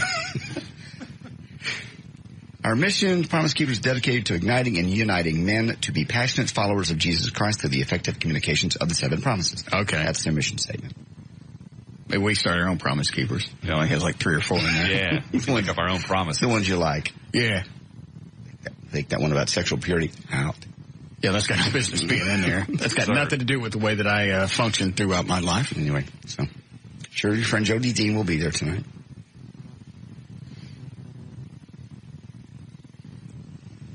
Bunch of dolts. Who? The Promise Keepers? Why you got to have an organization to do the right thing? It says, it explained that. If you need the unity of your other brothers to... I don't need help to do the right thing. I don't need help people to guide me along to go, hey, this is what you need to be doing. It's not help. I know the difference between right and wrong. Unity in prayer and unity in spirit. There is a school of thought that a bunch of human souls dedicated to one purpose, you get a lot more done. Well, it makes you feel better knowing that a bunch of other people are suffering as much as you are. Yeah. Everett's right. Everett, really? How's that suffering? Go back and read number 3 again. Sexual purity? Yes. Okay. You got to have a group of other people that you can bitch at and they know what you're talking about. This is great, right? Yeah. Yes. About that number 3. Can we take a vote on that and see, can we get that one out? Proposition 3's got to go. Vote no. Yeah. No on 3. But yes on 12, no on 3. I got it. Oh, by the way, I don't think 12's going to pass. Why?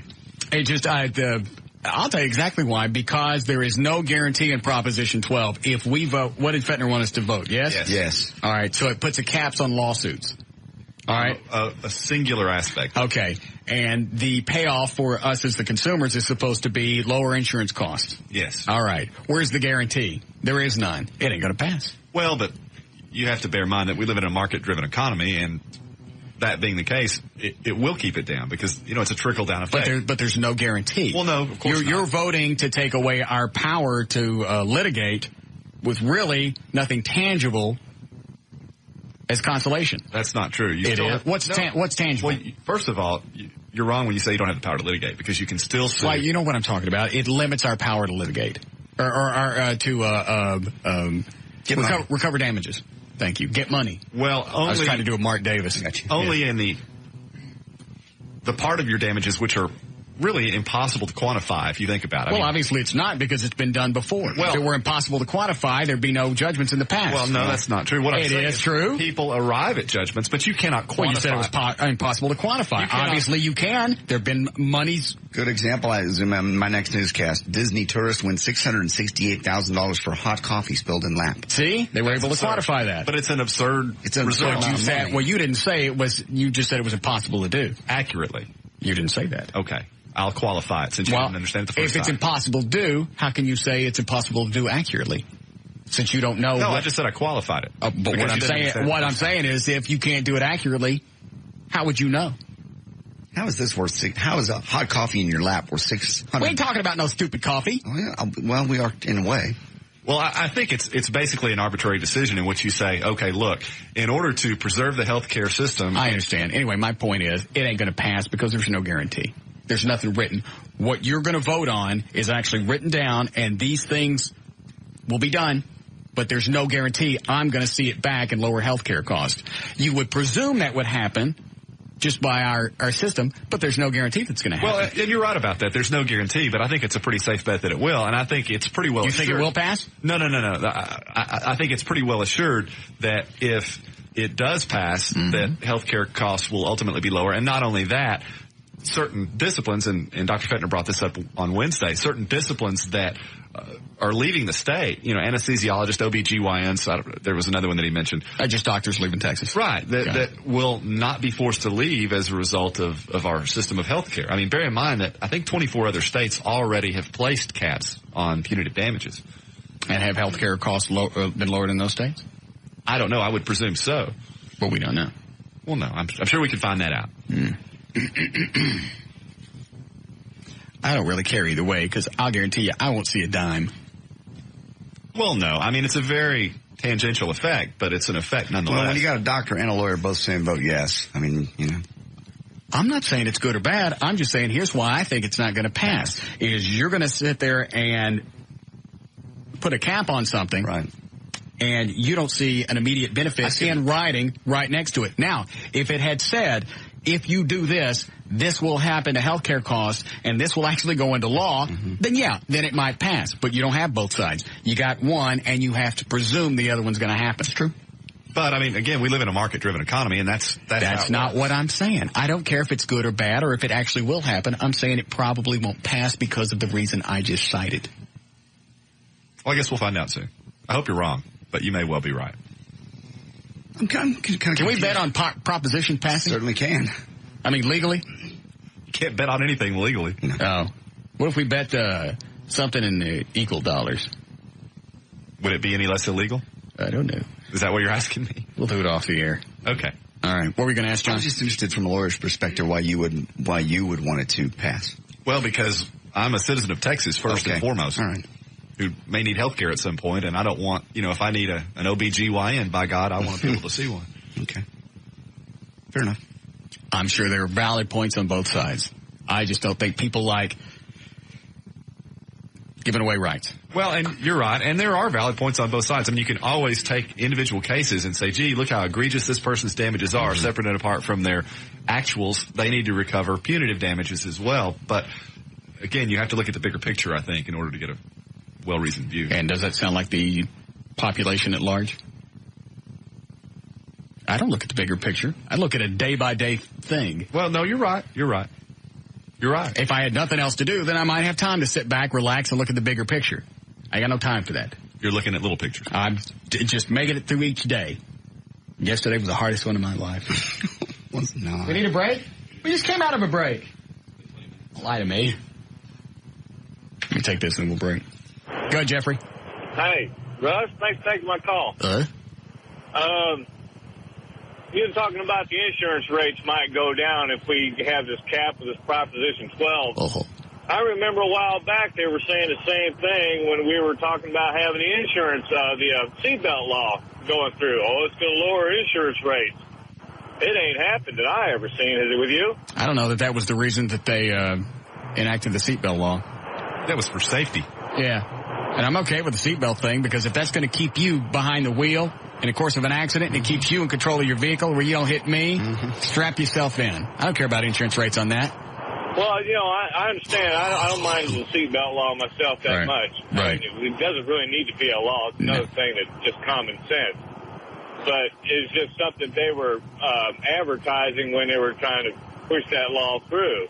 It's just going to lower the insurance. Well, you know what? It might in fact have dropped insurance rates because if you got fewer people getting hurt, then there are fewer payouts, and hopefully that's going to trickle down. Absolutely. But again, it's so tangential, it's difficult to figure out exactly to what point, because you can't compare what the rates would have been had the seatbelt law not gone into effect. Thanks, Jeff. Yeah, the rates could have been going up, but because the payouts are less, then maybe the two balanced. Right. I don't even know if that makes sense, but you get the idea. I know what you meant, does. All right. Let me see what else we got on here. That Dr. Sinkowski, guy that yanked the vein out of my leg, C4 Proposition 12? Of course he is. You know I'm about to sue him. You're not. No, my leg looks great. Dr. Sinkowski? Hey, how you doing, Russ? Good. Hey, look, Russ, your insurance rates aren't going to go down. There's no way. You vote for Proposition 12. I'll tell you, I was in California a while back. I have some friends in California that are doctors. They've gone through all that now, and it's stable. And the one thing that I was struck with is that they didn't really care. They weren't practicing medicine to be careful of the lawyers anymore. They were actually taking care of the patient. So to be serious on your show, but the serious consequence, and it's not going to be immediate, is that the healthcare situation in Texas is going to be better. People are going to care more of the doctors. They're going to care more about you and less about your lawyer. And I think you're going to end up with better medical care. That's what's going to be the upshot. So I hope it passes.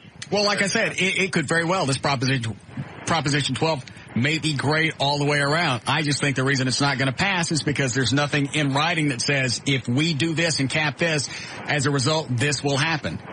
Yeah. That makes sense? No, there really isn't. There isn't any immediate guarantee that anything's going to get better. And the only immediate guarantee is for us doctors. Right. And if the rates don't drop and the health care doesn't get better, then what do you do? Now you've already signed this thing into law. Then you overthrow it and put the caps back off of it. Sue the heck out of it. Okay. That way when you get a new vein and I screw it up, see, it's the lotto for you, buddy. So far my legs look fine. They do? Yeah, can't even see where that was. I can't believe he yanked an entire vein out of my leg, and you can't, even with if I were to shave the hair off, you can't see the scar. Oh, I'm glad to hear that, Russ. That's how it was designed. I'm just paying for the next one when it pops in. Yeah, well, you just keep saying nice things about me, and we'll take care of that one, too. All right. Thank you, sir. Thanks for letting me weigh in, Russ. I appreciate it. All right. All right, we'll take a break here. We'll be back. We didn't start news, did we? Nope. All right, we'll start. We'll be back with the Russ Martin Show.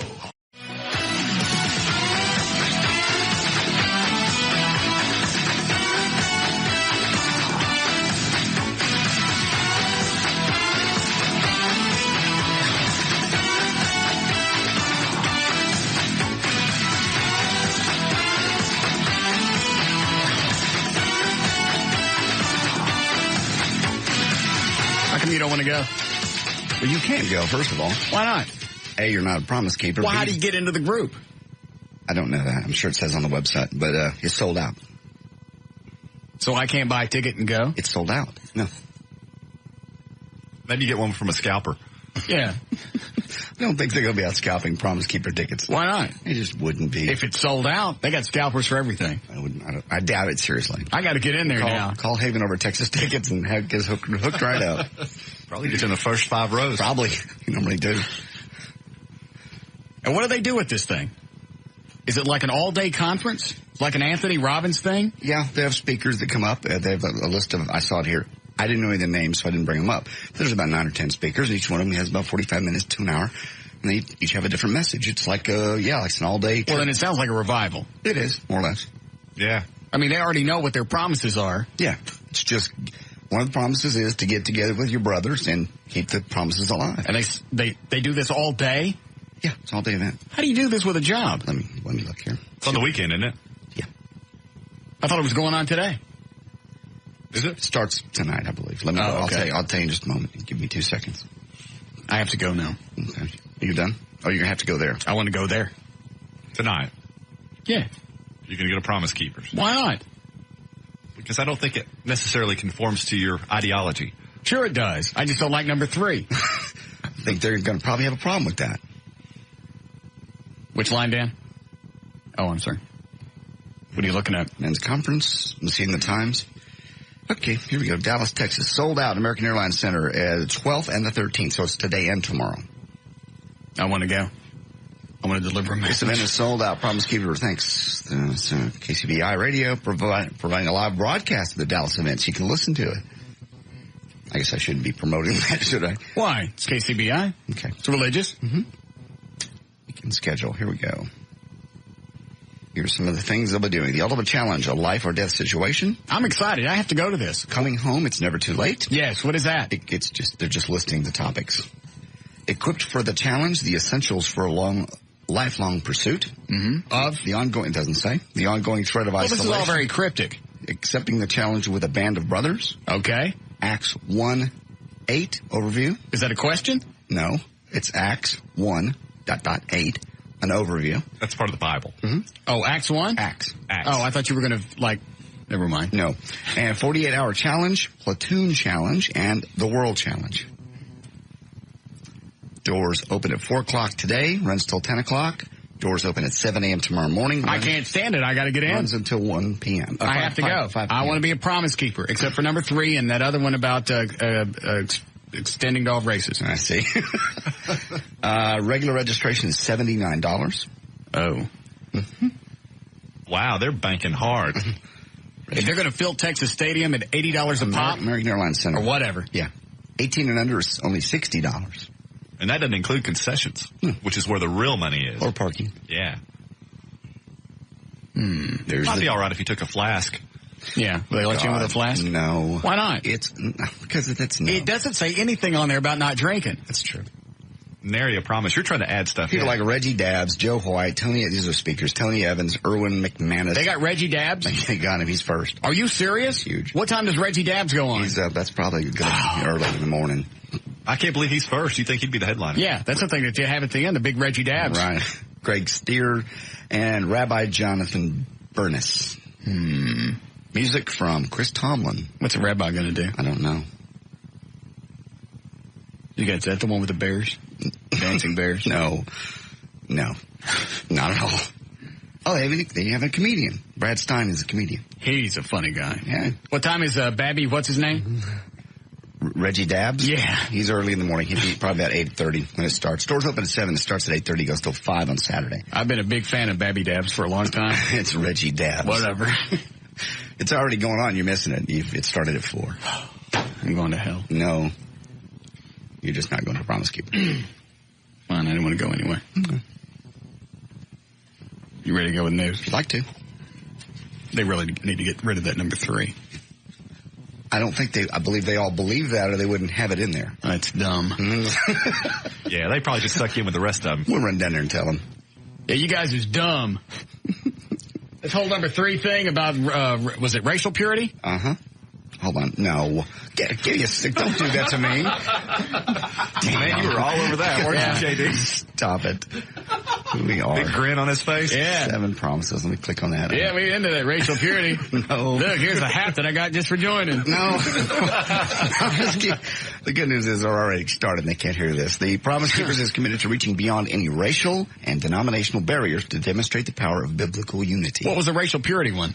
It didn't ever say racial. The only word racial was beyond any racial or denominational barriers. What was the purity thing? Purity was number 3. Oh, yeah, that's the one that's stupid. Spiritual, moral, ethical, and sexual, rather. Yeah, purity. That's the dumb one. That's the one that makes them dumbasses. I don't mind telling them either. I go down there and get on stage. Go right ahead. I certainly don't mind. 40,000 of them. I don't care. Yeah, whip your ass. They don't want to touch me. Beat you to death with the Bible. Oh, no. I say, I didn't come here to preach today, but just want to tell you about Jesus and your dumb ass. I'm praying for your dumb ass. I'm praying for your brain in hopes that God will reinstate, to saturate the flow of your mental state and decrease the chances for you to procreate and continue to masturbate. Depictions of Corporal LeBeau running on a plate. Thank you. Huh? What? Never mind. Corporal LeBeau. Grunting on a plate. Hogan's Heroes. You're around with masturbation. I see. Do you have a real sermon? You can do the 911 sermon? I don't know. Do it. What's wrong with that sermon? That was a great one. You like the part about LeBeau crapping on a plate? Didn't like that. That's my favorite episode of Hogan's Heroes. That never happened. And he gave it to Schultz, told him it was Wiener Schnitzel. No, he didn't. Didn't really happen. Schultz? Some strudel? It's fresh.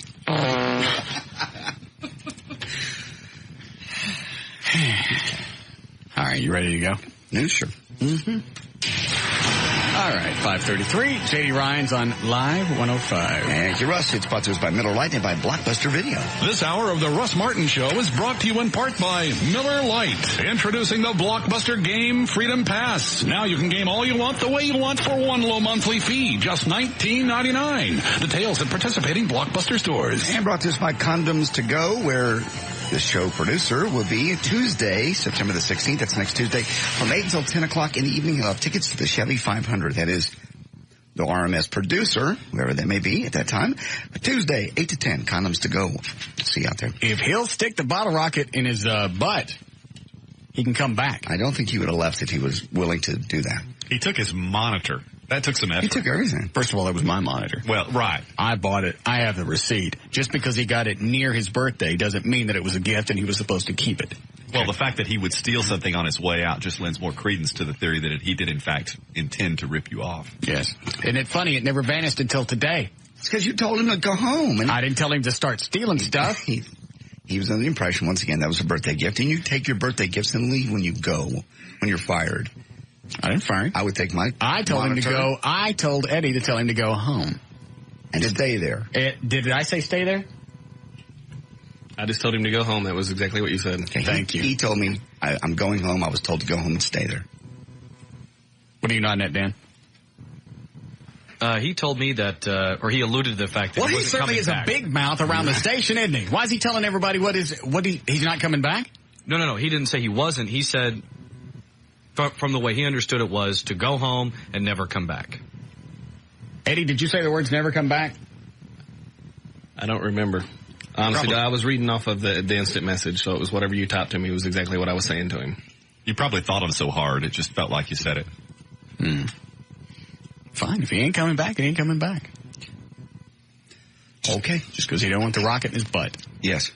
He said the hair glued to him was about enough. All he could do. Really? That's what he said. And forget the fact that I keep overlooking his screw up and screw up and screw up, and I let him stay. Mm-hmm. And he's the first one that gives up. Fine. The relationship wasn't going to make it anyway. This is like dealing with a chick. You have a fight, they leave. I'm not coming back. 2 days later, they're back. I bet he's here Monday and nobody says anything. Oh, you know he will be. Provided you tell him he can leave the house. Would you like an instant message from him? Absolutely. Is he sure he wants me to hear it while I'm on the air? Mm-hmm. I certainly don't mind. He said that going home means you don't come back. That's what is that, out of some Dr. Seuss book? Apparently that's what was said from Eddie. He said that going home means you don't come back. What does that mean? Going home means you don't come back. I don't know what it means. Betty didn't say it and I didn't write it. I don't know where he got it. All I know, he's a screw up and I don't want him back. Stay there. Rot wherever you are. Get some angry Mama Poon all weekend. Stop it. Pound it. Pound it. Pound it. Quit it. You two make up. I'm not making up with him. He screwed up my show yesterday and he's going to negotiate his punishment. No. How dare you? How dare you? Anybody else would have had him killed on the spot, had him split in half and turned him into some kind of watermelon party toy. Filled with scooped out melon balls. But what I do, out of the goodness of my heart, I let him stay, and all I got to do is launch a bottle rocket out his ass. It's a very nice melon hole you have there. Kind of pale and nipply. Ooh, that's a nice melon thing there. Can I have the nipples? Why'd you glue hair to it? All right, yes. That's all they got to do to come back. He's launched out of his... If you want, I'll do it. It's funny. I'll do it. I'll take the hit for him. No, you're not taking a hit for him because that's not going to teach him a lesson. He has to be taught a lesson. You can't sit there and screw my show up and not follow through with a guest and then just expect to get screamed at and that's going to be the end of it. Yeah. That's stupid. There has to be some type of physical punishment. That's the way that we learn things in life. Touch a hot stove, you get a blister, you don't touch the hot stove anymore. Pee on a spark plug, you jump up and down a couple of times, you don't pee on a spark plug anymore. No, you don't.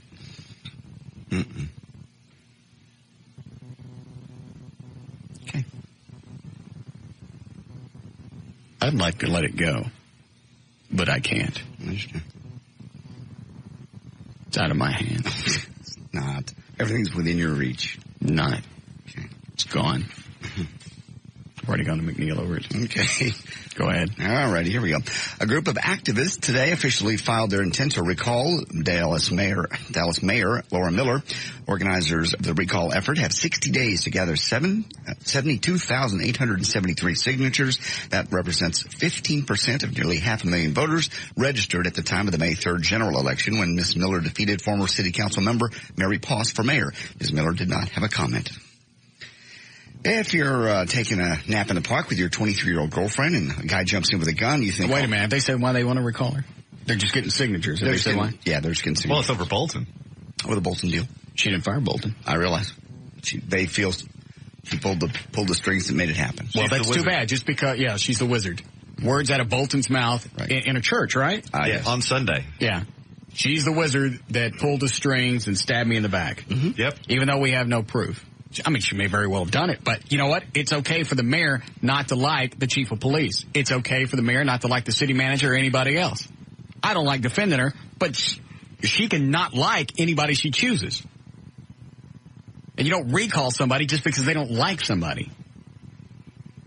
Well, I mean, they're going to have to get 72,000 plus signatures. How many do they have so far? None. They just got today. They just officially filed their intent today. So now they have 60 days to get that many signatures. 72,000. Wow. 873. Okay. I don't think they'll get that many. No way. Mm-hmm. It's 1,200 signatures a day. Wow. Nice, Everett. That was good. Oh, sorry. That's all right. Slips out. There you go. If you're taking a nap in the park with your 23-year-old girlfriend and a guy jumps in with a gun, takes your girlfriend's car keys and forces you into the car, he ties you up and blindfolds you, you probably think he's going to rape your girlfriend. That's what you'd hope. But what if but instead he doesn't touch your girlfriend. That's what I'm afraid of. He sodomizes you. Oh. It happened in Daytona Beach, Florida. Lurie Lopez Franklin, basically is the guy. The sodomy could have been worse, except the 27-year-old victim faked a heart attack. The guy left. The new, what? Nothing. That doesn't always work. No. I wouldn't think so in that case. Because he's not going to wrestle. Yeah. Right. Yeah, like passing out is going to make it any less buddy. Yeah. Assish. Yes. There's something Russ could use when you're at home on the computer. The new blow bib. It's a bib attached to your crotch. Make sure you don't get any on you. What's the matter with you? What? Nobody wants to hear about that. It's basically a towel with an elastic sock type hole in the middle for that. And it comes in 3 colors. You don't want to know what they are. Go to blowbib.com. They're $10. The new Batman has been chosen. Have you heard about this? The honor goes to... What was the whole reason for that story? It's just a new little fun toy that's on sale on the internet. Why would I need that? Because you use a lot of tissues and they lay on the floor. So? And then Abby... That's the whole fun of chasing Abby around the house. Okay. I didn't know that. I thought you were disgusted by the fact that your dog has that in her mouth. What do I care? Okay. I just... And by the way, the bibs are $10, and a sock is how much? Oh, you got a point. Good point. Yeah, and socks are rewashable. Yeah. Well, so is this, I'm sure. Yeah, Well, but that's cares? $10. Yeah, I get a whole thing of tube socks for $10. Good point. Sorry I brought it up. Thank you. Batman has been chosen. The honor goes to Christian Bale. He played his title character in the controversial movie American Psycho. Director Christopher Nolan released a statement saying Christian represents, quote, exactly the balance of darkness and light that we were looking for. And the only guy that would take the part. Filming will probably get underway early next year. This is kind of an interesting sideline from Stuff Magazine. We'll be the deciders of that. 5% of players in the NBA are gay. According to all the white people in the NBA are gay? Say that. It says 5% of the players in the NBA are gay? Yeah. That's so all the white people are gay? According to Orlando Magic's Tracy McGrady, anyway, Tracy told Stuff Magazine he actually witnessed gay behavior during his time in the league. That's racial, isn't it? They never said white or black. They just said 5% of How many gay black guys you ever seen? You got a point. It means all the white people in the NBA are gay. That explains the shorts. Ben Affleck and Jennifer Lopez have supposedly canceled their wedding plans. They were supposed to get married on Sunday, and the supposed real reason was for all the media hype. Well, there's word that the real reason could be something much more serious and mysterious. Perhaps J-Lo and Ben didn't get married because of, and I'm probably going to mispronounce it, Santeria. Santeria. What is that, you ask? What is it, Eddie? Santeria. I knew I'd do it wrong. Aside from being the title of the song off Sublime's self-titled 1996 album, it's also a voodoo-like religion brought to this continent by slaves who were taken from West Africa to the Caribbean. And Jennifer reportedly has a quote-unquote godmother by the name of Merle Gonzalez, who's a psychic and a practitioner of that. Merle's good. Yeah. J-Lo and Merle were together, and some people believe Merle foresaw something she didn't like, causing J-Lo to call everything off. Good. News and information brought to us by Condoms to Go at 75 at Walnut Hill. The producer of this show will be there next Tuesday from 8 to 10. I'm J.D. Ryan on Live 105.3 to Talk That Rocks, Texas.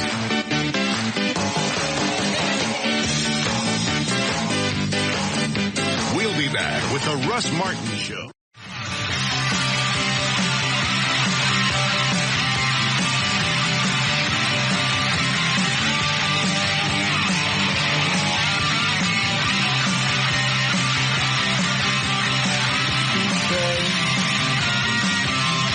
Hi, Gail. Hi, Russ. What do you got? I got Joy Internet and Blockbuster. All right. And your outcue is Blockbuster Stores. Joy.net. Quality internet for $6.95 a month. It's fast, reliable, and secure. Internet with no advertising, just clean, straightforward service. Go to www.getjoi.net. Introducing the Blockbuster Game Freedom Pass. Now you can game all you want the way you want for one low monthly fee, just $19.99. Details at participating Blockbuster stores. On eastbound I-30, East Earl Thornton before Grand Avenue, there's a wreck that's on the shoulder now, but traffic's backed up hardcore through the canyon to the Mixmaster, and then some. Northbound Tollway, just before Royal, a wreck off to the right shoulder as traffic backed up to Northwest Highway. In Grand Prairie, on southbound 360 at Carrier/Green Oaks, the right center lane blocked. That involves a bus. You're back up to Riverside.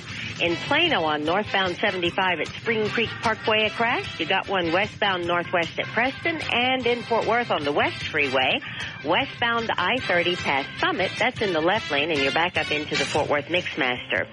This is also brought to you by, it's Country Sausage. Treat your family to the special taste of Owens. And now your local Minyard is featuring a variety of Owens Family Pack Snackwitches for $6.99. Owens, from our family to yours. Okay, did you hear the one about the... I hope you have a great weekend. Thank you. Yeah. What is it? Amore Pods. I'm Gail Lightfoot on Live 105.3 The Talk That Rocks, Texas. What did she say? I don't know. I couldn't tell. 60, all right, go ahead. 60 for the overnight low. More showers still developing, popping up. Should be dying out by about midnight, making the way for a gorgeous weekend. Mid-80s and sunshine. We have 66 degrees and rain right now at Live 105.3 The Talk That Rocks, Texas. All right, do you guys have things handled for next week? Yes, we have no producer.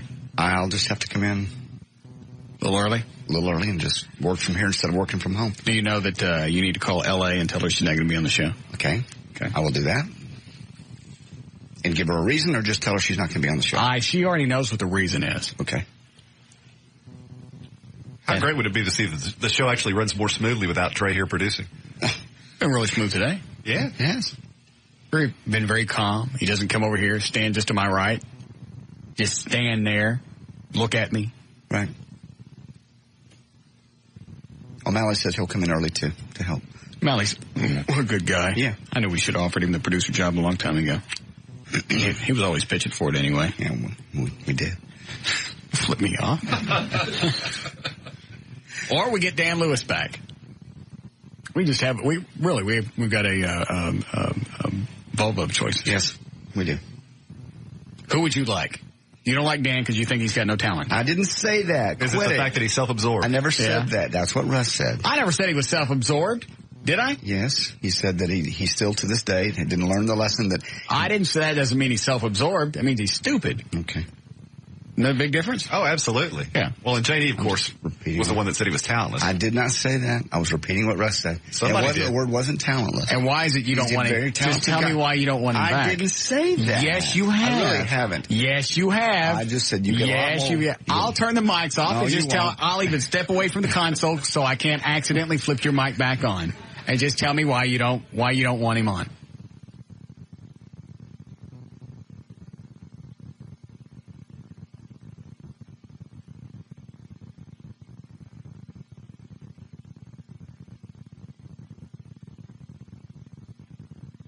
Just say it. I did. I see a nice calming effect to the room. When he's here on Fridays, he's great. Nice calming effect, like what? Well, when he's in here, it's like a sedative. No, like the Dan's laugh. You said it. It's like an old shoe. I called him an egret. I don't know what that. Oh yeah, those are the birds that suck bugs off of cows. Because of the symbiotic relationship the two of you share. Yeah, I'm the cow with all the bugs on me, and he eats them off. Right. Is that what you're talking about? Dan stayed ahead of the show. He was very good. But you didn't like him, why? I didn't say that. You're taking words and you're twisting them. Okay, not what I said. Then untwist my words. I think he would be a great choice. Excuse me, that ain't nowhere untwist to what you said. He'd make a wonderful choice. You are so... I'm not. Even though you think he's talentless? I didn't say, I never said that. Somebody was really on his head did. Okay, fine. So you're okay if Dan comes back? Sure. Starts Monday.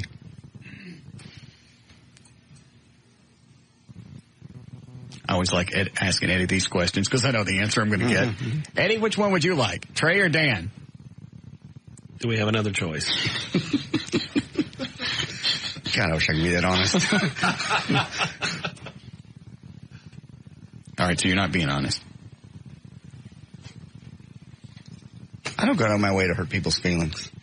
What does that mean? It means I just don't go out of my way. That's not my thing. So lying to them is better. Sometimes if somebody's fat, you don't walk up to them all and go, you're fat. They know it. You don't have to be rude to somebody just because it's the truth. Okay. So I'm just saying. So you're lying? No. I'm choosing not to say something. That's not lying. No, you said it. I never said it. You just won't fess up to it. I never said it. The word talentless never came out of my mouth. That is not true. Dan is a very good actor. I've seen him act. He does a lot of good things. And he's good on the air. He really is. He's a good balance to this. This has been a very eye-opening... He's a good balance to the room. It's been a very eye-opening moment for me. He'd be the married guy. How very revealing. Well, yeah, because if JD will throw Dan under the bus like that. I didn't throw him. God knows what he'll do to us behind our back. Yes. Anybody under. That's why it's very revealing. I can't depend on you. I didn't throw anybody under a bus. Well, in addition to all your other producer duties that you'll be enjoying this next week, yes, add a list of finding a new printer for your office. Why? Because that printer that you guys went upstairs, the second floor to get? Yes. Because nobody was up there, nobody's using it? Yeah. And you brought it back down to your office? Yes. They're taking it out. Why? They decided they needed it somewhere else in the building. Well, that's bull. We print more than anybody else in this building. So what are they going to give us? Nothing? We're going to share that one with Pugs and Kelly? I don't know. Breaks down every day? All I know is it was a printer that set upstairs unused. I saw the memo. It was set. It was here a while ago. It sat there unused, collecting dust upstairs forever with a ton of other equipment. I know it. And we brought it down here and we use it all day, every day. And things aren't missing off the printer anymore. That printer's too big for your office. It is not. That's not me talking. I don't care what you got in there. Well, who said that? That came from McNeil. There's no reason for a printer that big to be in your office. Yes, there really is. We print all day, every day.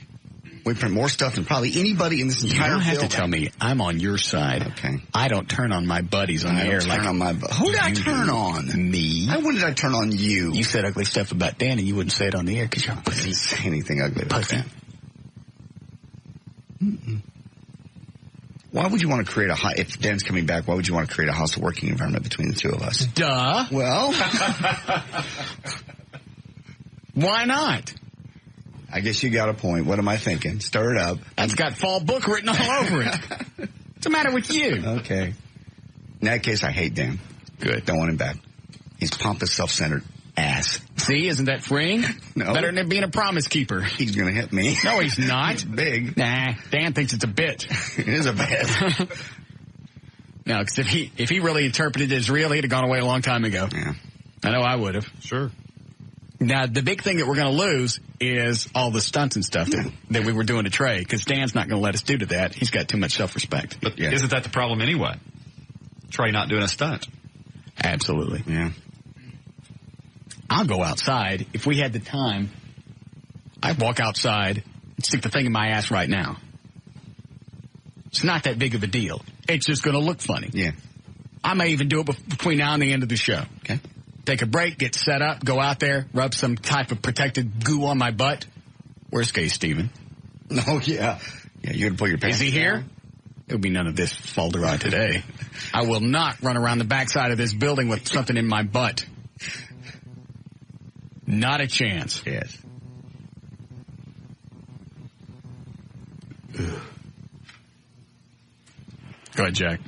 Hey, Ray, Russ, what about bringing Valerie into the picture? Hello? I'm sorry, what?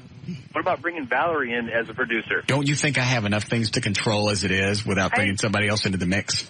She was great the other day, though. She brought in, a new... That was a nice little visit. That's little Aunt Val who came in for a nice little visit. It's always nice to see her from time to time. But the controlling issue would become a problem.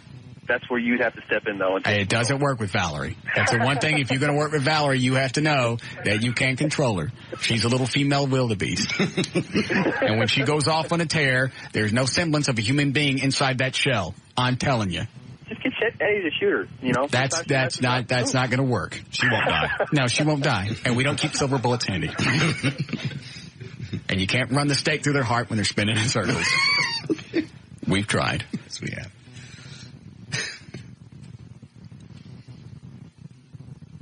Valerie should have her own show. Yeah. Just get right. Yeah, just get a bunch of chicks, make her the head head woman. Yes. I thought she tried that for a while. I don't know. Did she? Yeah, she did. In the old building? Mm-hmm. Oh, they didn't give her, I remember. They didn't give her anybody else with any radio experience. Yeah. They took like a receptionist. They took a receptionist and somebody from the traffic department, the commercial department went, here's the show. Let us know how it works. Go. If they gave her somebody else, like maybe Gail Lightfoot. Somebody like that with some radio experience. Yeah. Stuck them on there, they could probably pull that off. I think so. But no, I have too many things to control without sticking another steering wheel on this bus. Well then, if Trey's gone forever, I guess let it be Dan. Because you like tired people you know. Or Jerry and the V-Man. What? Bring in Jerry and the V-Man. Why? You could have somebody that could produce as well as Trey. And I don't think Jerry and the V-Man will be coming back around. Okay. Didn't I threaten to try to do something? Did I threaten to kill him? Yes, I think you did. Okay. Why would he want to come get this job? Because he wants to be in radio. Here's an opportunity. And we'd still have a stunt boy. But if he's getting paid. No, he's not going to be a stunt boy. We were going to use him as a stunt boy before, and he caught that attitude of, well, before all this gets started, let me nip this in the bud. No, that's not the way it works. You don't get to set any rules. You don't get to do anything. You get to be. Other than that, shut up. Okay. And that was the other thing with Trey. He came into a very prestigious position. He did. And didn't like all the other grunt that came along with it. Well, tough. There's a lot of grunt that comes along with radio. Oh, yes. He's catching up on years and years and years that you've been through and I've been through. He didn't get in a ring over at the Sportatorium and be thrown out for some radio stunt. Didn't get covered with a bunch of refried beans for another radio stunt. Mm-hmm. Didn't dance at La Bear for charity when I was in certainly no shape to do it. And I don't know if I'll be in shape again. I had all kinds of crap done to me in radio. Me too. And I got paid next to nothing to do it. And after I go to Bob McNeil and get Trey a raise. You what? You didn't go to Bob McNeil. Yes, I did. You just got a raise that comes with a standard raise. I went to Bob and I went, hey. No, you didn't. Yes. You did not. Yes. Russ. What did you use for a reason?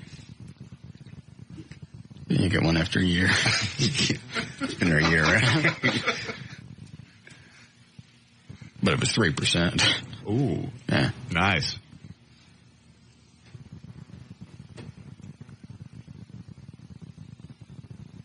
Trey or Dan? Trey will come back. You know how he is. He got no spine.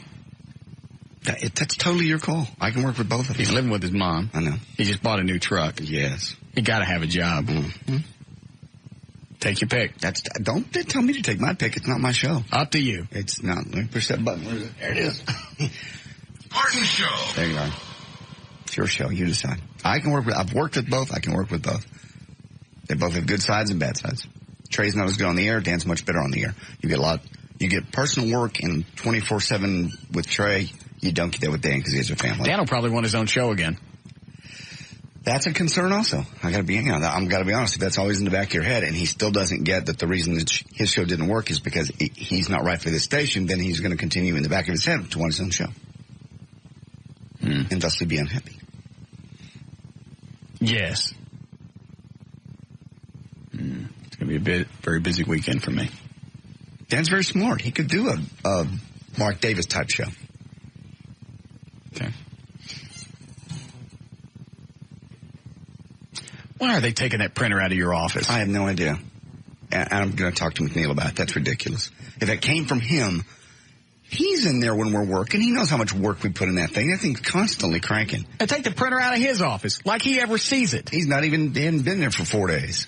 Where is he today? He's in Detroit or Philadelphia doing something. I don't know. But it's like, yeah, why does he gets a printer, but we don't? What does he print? I don't know. I don't really care. What does he do? Who cares? He does budgets and scheduling and weekend stuff. And I mean, seriously, I just see him wandering doesn't. around and drinking. And anyway, no, is there anybody I can appeal to? You can appeal to me.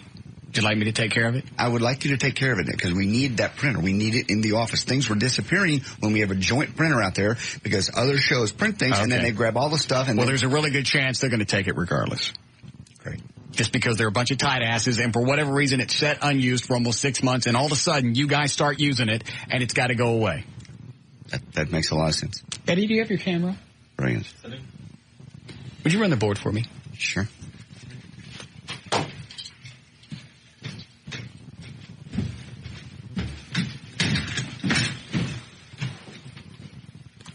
What are we doing?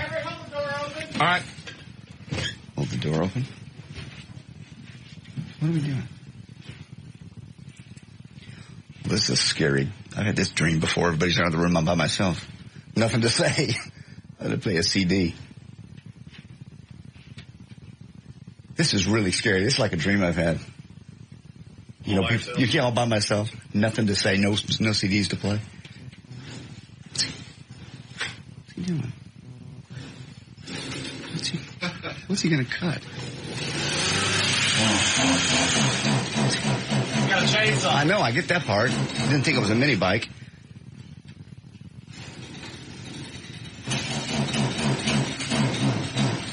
Where's he going after?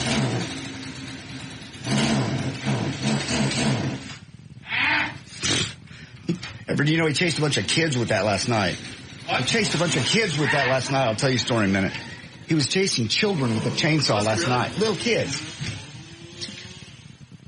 What's he cutting? I think he has something else in mind. Okay. Is he cutting on my chair? Oh, no. Is he?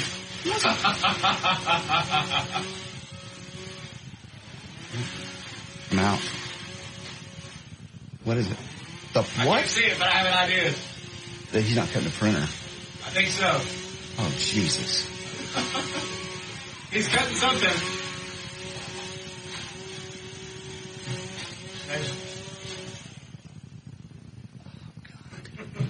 Well, now I don't have one. I think he's done. Certainly can't have it now. Come back. I think it's out of paper. Oh, Jesus.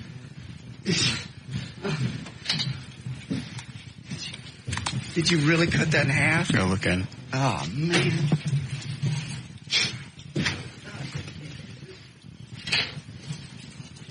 You do stills or you do a video? Video. Send that to Chris at FertBiz, would you? Will do.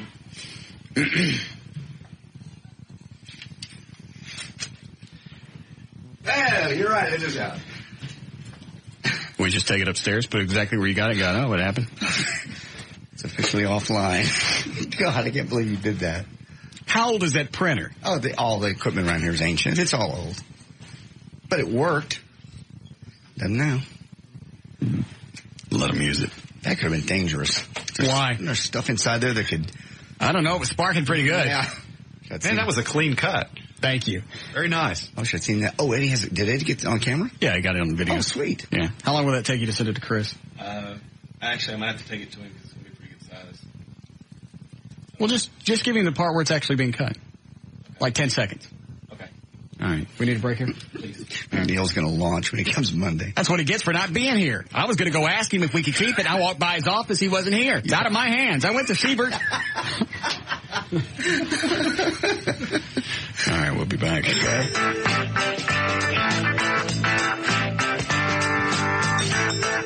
We'll be back with the Russ Martin Show.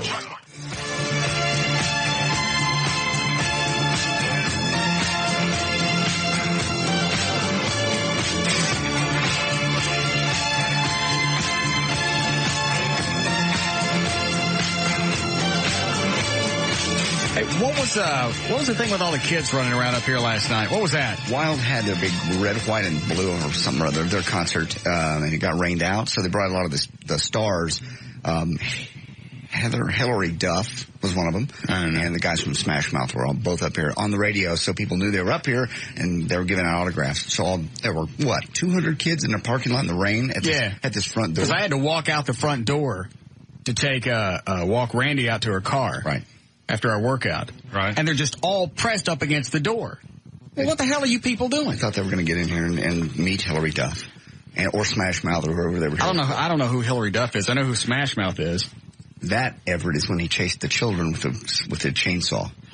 He came to the door and there's little kids at the... I didn't open the door and chase them. No, but you were standing right by the glass and right by the kids. They spread like roaches. Crazy what, man? Sounds like they had it coming. No, they did. They didn't. They were just wanting... Nobody invited them up. Just wanted an autograph. What was funny is they're all pressed up against looking in, and the limo, I see the limo go by, and right behind him, I went, there she goes. I missed her. And who is Hillary Duff? She's a singer and an actress. Do you know, Dan? What has she been in? She just had her movie was the Lizzie McGuire movie from the TV series on the Disney Channel, and she just released her first album. And she's big among teeny bopper types. Yeah. She killed her parents with an axe? No. She's an actress. Just an actress. Yeah. How old is she? She appears to be early 20s. How old is she, Dan? She's 15. You're kidding. No, supposedly I heard on Billy's show last night she'll be 16, I think, this next week. I hope she's out of town, because that's been a rough 15 years. She look bad? She looks 20-something. She did not look 15. I saw her briefly. There was 800 million people up here last night, all running around. But like I said, the thing got washed out, so they brought everybody here. Somebody send me a picture of Hillary Duff. I want to see what she looks like. All right, and Smash Mouth, they do... That rock star, hey now, you're right. Yeah. Why Can't We Be Friends? They did the remake of that? Not to my knowledge. Possibly. All right. Walking on the Sun was a big hit a couple of years ago. Just will be walking on the sun. That's good. And you were chasing kids last night. So? What's wrong with you? I didn't chase them. I just chased them away from the glass. I know. You're so uptight, JD. That's just... I didn't open the door. I didn't go through the glass with them. They just saw me come around the corner with a chainsaw screaming, get the hell out of here.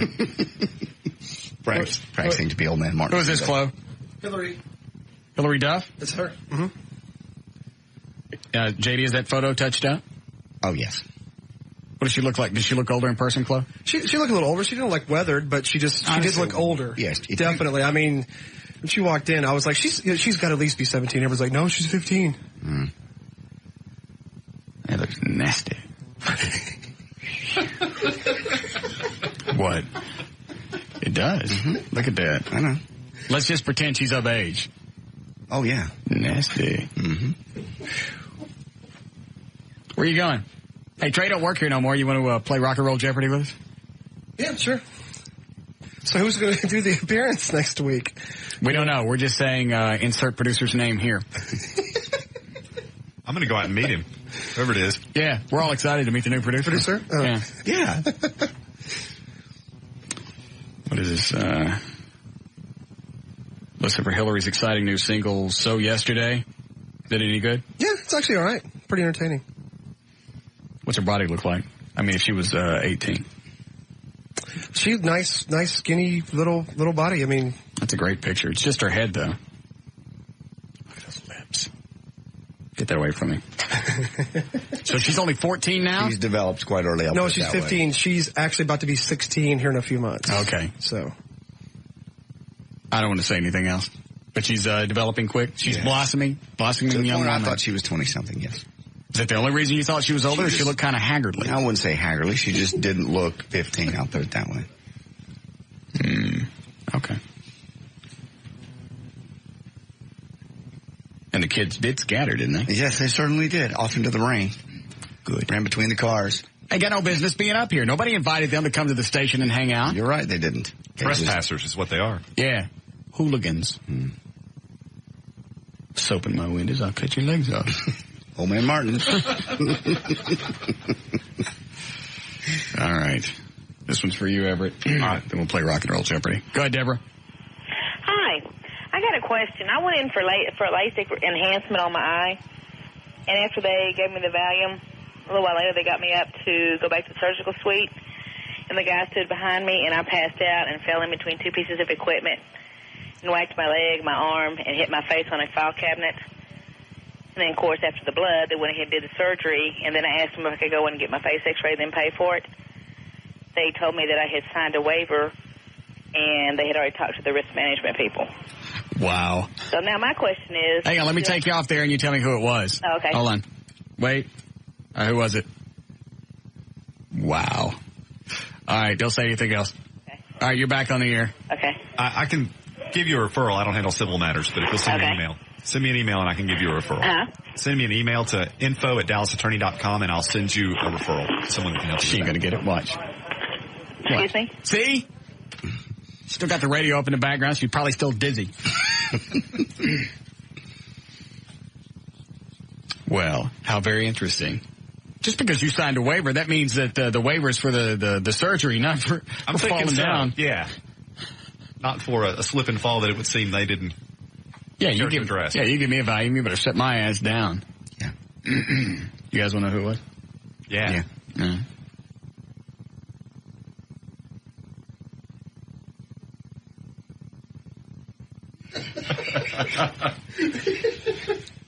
Wow. Yeah. Yeah, we don't know if that's true, because that could have been anybody called up. Sure. Very interesting. All right. Miley says he has the Hillary Duff song. Would you like it? Yeah, you have it right there? Yeah, let me hear it really quick. She's a little hottie. I had the weirdest dream last night that I adopted the, Olsen twins? Yes. Oh, my God. I've had that, too. Have you really? Yeah. You adopted them? That's a great dream. No, but I mean, they're like little again. Oh.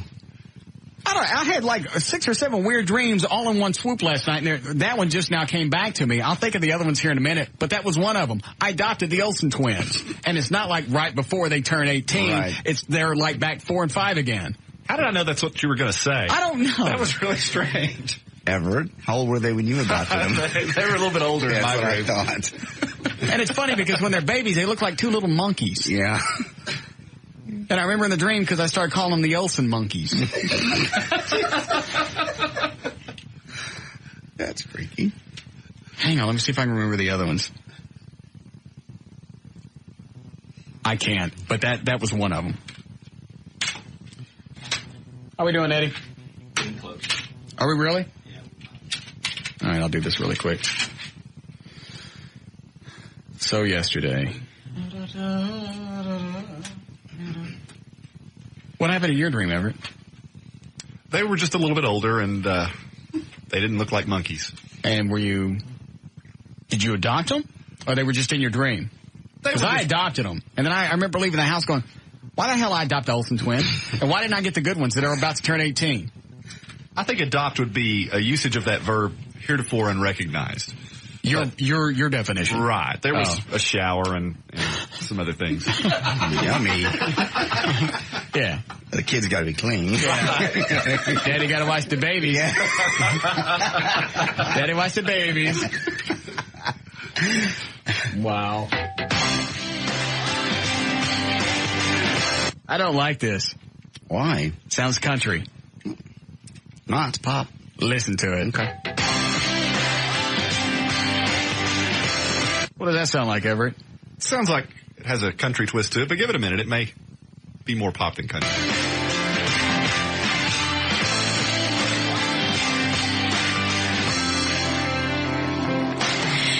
Change your life if you wanna. You can change your clothes if you wanna. If you change your mind, well, that's the way it goes. But I'm gonna keep your jeans. I don't like it. And your old black hat. You like it? Cause they look good on me. You're never gonna get. Is she a big deal, Chloe? Yeah. Oh, dude, she's huge. She's got like the #1 album, the #1 pop album out right now. It's all right. Let her be hot right now. Yeah. Another 3 or 4 years, she'll be singing at Big Town. God, what? That's cold. That just seems seems to be what happens to these teenage rock stars. Well, she's Tiffany, Debbie Gibson. Leanne Rimes has done well. She's still around. Country seems to be more forgiving as they get older. Yes. She wants desperately to be pop. Who, Leanne? Yeah, that's why they're sexing up her videos. Yeah, she moved to L.A. She wants to be L.A. And sure, got married, didn't she? She ain't gonna happen. Yeah. Look at that face on this little girl, though. That's a Barbie doll face. It really is. That's closer to what she looks like in that other picture. It's the same picture. Is it? Yeah. Well, maybe it's, I don't know. I think the postcard's just kind of doctored up. She's also an actress on a ABC Disney, a character called Lizzie McGuire. Yeah, she cut up her parents with axe. Yeah. That was Lizzie Borden. Yeah. What was that? Lizzie Borden's the one that cut her parents up with the axe. Oh. My mistake. Yeah. She was actually acquitted, too. So was she really? Yeah. It was one of those O.J. kind of deals. Everybody knew she did it, but she was acquitted, and the jurors actually came up and shook her hand, and it was a very, very bizarre trial from what I understand. Why are you looking at me like that? I never really knew it was real. Oh, yeah. Happened back in the 1890s. I know the story. I saw the one with Elizabeth Montgomery. She played Lizzie Borden. Yeah? Got a shot at those yams. Mm-hmm. All right. Do we have to break before we do this? Be nice. Obviously. All right, load me up a bumper. Dan, go ahead and line up 4 people for Rock and Roll Jeopardy, if you would, please. Thank you. All right, we'll be back.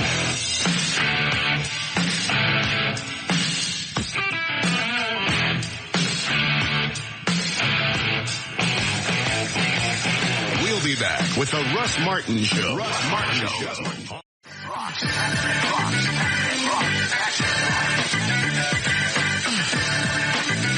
I still don't know why Mix didn't want us to listen to this song. I don't know. I like it. It's great. Much more listenable than the Big Johnson. The Big Johnson's starting to grow on me. It's a novelty. You like it as well as this one? No, I like this one a lot better. Yeah, me too. Maybe that's what he's thinking. The first song off the album should be a novelty, because people have a tendency to play a novelty and get off it real quick, and that gets his name reestablished. I know, but this one seems like it get played on not just urban stations, but like Wild and Kiss and whatever. I agree. Well, all of us immediately liked it better, hands down. Yeah. Yeah. He even said, he goes, that's why I try not to pick my singles, because I'm not very good at it. And it's not the first time a record company's released one song and the radio stations pick something else. True. That's what JD and them did over at the Eagle with Poison. Yeah. Oh, is that right? Yeah, Talk Dirty to Me was not the single the record company was coming after. Yeah, we even played the other one. The other one, I don't even know what the name of it was. They never came back and tried to release that one later. But they came out with the single. That was their first one. And we pulled Talk Dirty to Me off the CD. And this is a better song, so it's what we're going to play. They get all mad because they're trying to get ads for the other one. Right. The other one sucks. We like this. Yeah. We're not in the business of making hits. We play music. Right. Right. So, and that was very bold of you to do that and forego all the drugs and stuff they could have given you. Yeah. We stocked up on Toot? No, I was fine. No Toot. Yeah, Toot in the bank. Anyway, after about 2 or 3 weeks, they pulled it and brought out Talk Dirty to Me. Across the country? Yeah. All right. What did you get free from the record companies? Nothing. They got little plaques when the albums would go gold. Is that where they hide the Toot? No, they don't. I never got any Toot. I didn't never get any drugs. The only thing I ever got it wasn't even questionable because I had to do a form saying they gave it to me. It was 2 trips to the MTV Awards out in L.A. Really? Airfare, hotel. And why would they give you that? They just like you. Out of the goodness of their heart. Yes. So I could hang out with their artists. Really? Get to know them better, yes. And it never came up down the road when they're saying, hey, we got this new single we want to push by Monkey Tang. No. We'd like to push this. We'd like for you to play this. Please, what could we do to get you to play this new hit by Monkey Tang? I had one record rep one time say, what will it take? I remember that reference. Get this song on. But, I mean, if there's a record that's questionable, yeah, you kind of on the fence and then you go, hey, we sent you to the Music Awards. I never say that. Never brought that up. So can we count on you to add this new hit single by Monkey Tang? I will Mr. say Ryan? Your relationship with the record rep does, if you're borderline, if it's 2 songs, you go, well, I don't know if either one of them's that great, but I got a slot. And this one will get me a free trip to New York. And I don't like this guy. And I like New York. Yeah, no, it's no trips. I like this guy, but I don't really like this guy. I might. But I like free lobster dinners. I know. And I'm hooked on Toot. No, yes. No, I wasn't hooked on anything. No. Plus, the program director and we made those decisions together anyway, so it's not. Doesn't make any difference. You could have split the Toot. That's why they do lines. Toot splitter? Yeah. No. Is that what you're saying? No. Big Toot splitter? I've never done Toot. Thank you. Either of you. I never played records. I never did Toot. I mean, I never added records. And only one time did anybody ever do the wink, wink, nod, nod, what does it take? But they knew we were a clean radio station and they knew it. So where you got that customized van you were driving around? No, I bought that. With what? Cash. Of course you did. Right. 20s. Oh, with a white residue on them. No. Right. How come these bills are curly? Yeah. We don't take curly bills here. Remember when I sold that van? Yes, I remember it. Toot Man? No, I wasn't Toot Man. Where did we sell it? At a Denny's over off I-30 in Grand Prairie. Am I lying? Am I lying? You're not lying. Thank you. To guys, 3 Mexican gentlemen with cash. A bag of cash. I don't know what they did with that van, but I told Russ, I went, wear your police stuff and come be there with me. Wow. Yeah, they saw the van one day and they said, we want it. I went, okay, well, get your bank stuff in order. He goes, no, we got cash. I went, what? Yeah, we got cash. And they brought a big bag I sold it for $15,000 and they gave me the cash. I made them take the cash to the bank though. Well, a lot of times people that are, not here legally, not to say that they were here illegally, but oftentimes people that are here illegally work on a cash basis. They don't open bank accounts. They don't do the sorts of things that most people do. It could very well be that they just saved up. That was weird. It's freaky. Nope. Yep. Nope. Kingpin. Doper. No. Van had dealer plates. No. It's time to play Rock and Roll Jeopardy! And here's your host, Russ Martin. How'd you get dealer plates? They didn't have dealer plates. They did? No, they had when I bought it, because I bought it new. So that was pretty bold. Yes. Flaunting in the law's face. All right, what are we playing? We got 4 people on the phone. What could they win? They could win. Let me see here. 12 months bronze level web hosting from VertBiz.com, the official web host of Live 105.3 and the Russ Martin Show. $30 gift certificate to Texas Land and Cattle Steakhouse on Cedar Springs Road in Dallas. They brought us our food today, by the way. Little Morphine Annie CD featuring our very own Everett Newton and a Planet X Superstore prize pack, which includes cool adult goodies. All right. What's the category, Eddie? 60s, 70s, and early 80s rock and pop. All right. Our standard fare. Yes. Okay. Chloe, you want to hit your buzzer? JD. Everett. And mine. It's been such a relaxing day, hasn't it? I was just thinking that. It's so strange that you mentioned it. It is. Very nice day. I wonder what's different. I miss, Trey. Yes. Him. Mm-hmm. Will you two make up and let him come back? No can do. Out of my hands. It's not. He screwed up. He knows what he has to do to come back. All right, let me ask you this, and then we'll go ahead and go on. How many times do I got to let him screw up before he gets popped? Did I offer to let him out of this? Yes, you did. And I had every right to fire him yesterday for the event. Yes, you did. Okay. Did I lighten up as the afternoon or as after the show? Mm-hmm. I went, all right, here's what we'll do. Right. Did I scream at him in the office? No. What were the words that I used? Nice little meeting. You were very civil. I said, it's not going to do any good to scream at you because you're not going to get it anyway. I thought that was very diplomatic. That's what he said. Very magnanimous. Yeah.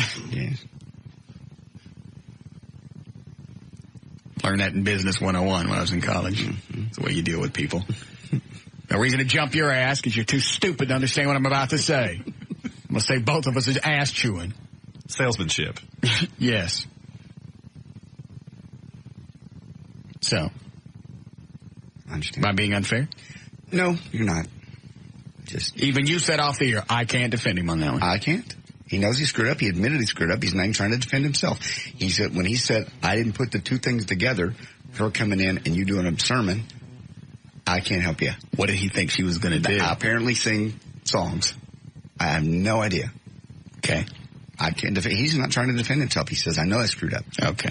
Well, that didn't help the moment. No, it didn't. No, my fart helped the moment. Had you not farted, the tense moment would have remained tense. Yes.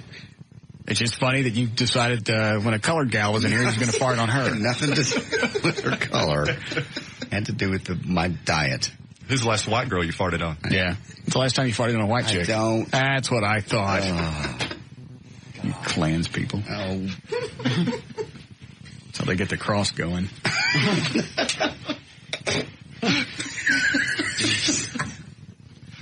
What?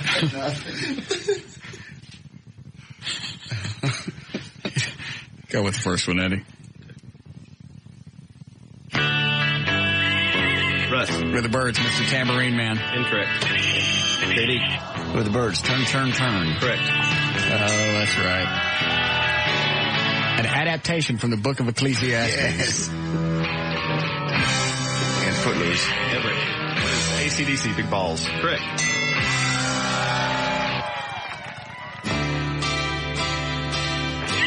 Russ. What is America? Tin Man. Correct.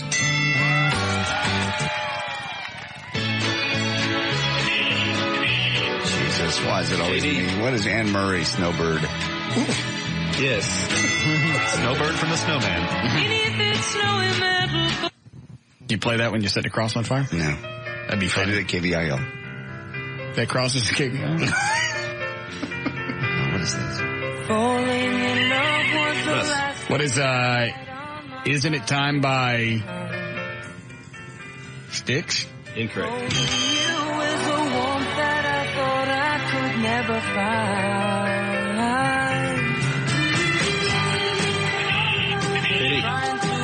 What is Isn't It Time by the Babies? Correct. Hey. What is Let Your Love Flow by the Bellamy Brothers? Correct.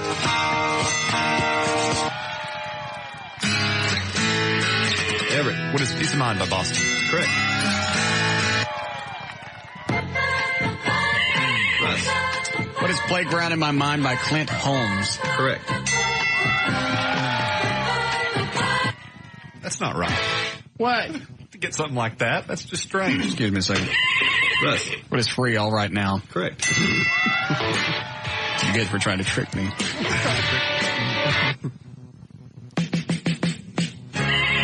Russ. What is, what is Elvin Bishop fooled around and fell in love? Incorrect. Oh. JD. It was last night in the Pips, midnight train to Georgia. Correct. You boot on her. Everett. What is All Along the Watchtower by Jimi Hendrix? Correct. Written by Bob Dylan. Everett. What is Mississippi Queen by Leslie Ward? Incorrect. Russ.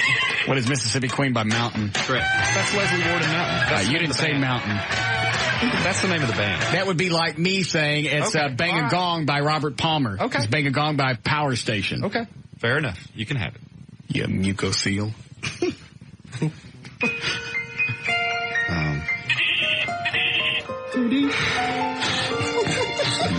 Anyhow, what's the point? What is Olivia Newton-John honestly love you? Correct.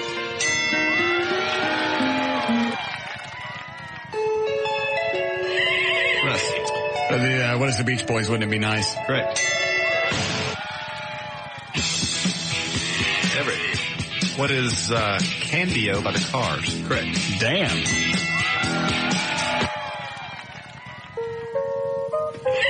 Russ. Miss Vicki Lawrence, the night the lights went out in Georgia. Correct.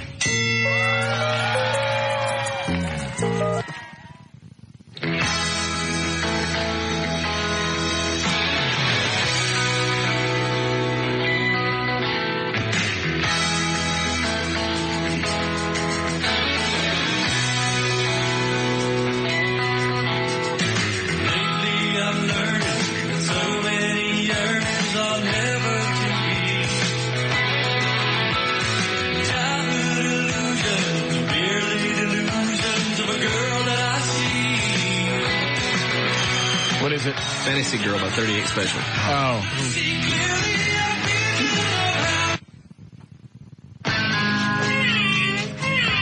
Club. What is Aerosmith Dream On? Incorrect. Russ. What is Aerosmith Back in the Saddle? Correct.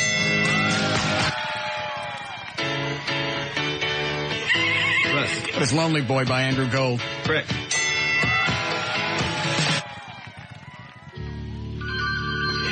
Russ. What is, Stop playing it. Hold Your Head Up by Argent? Correct. Very nice.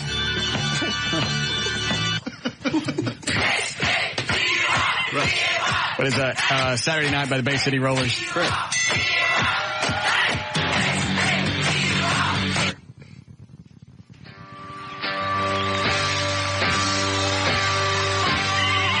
Russ. What is Whiskey Woman by Waylon Jennings? Correct. JD. That was Willie Nelson, Whiskey River, Take My Mind. Correct.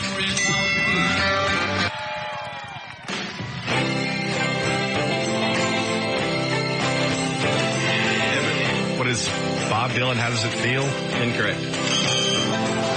Once upon a time, it just so fine. JD. Was Bob Dylan like a Rolling Stone? Correct. Is that right? Yes. Just so you'll know, we're tied at 7 apiece, you and me. How'd that happen?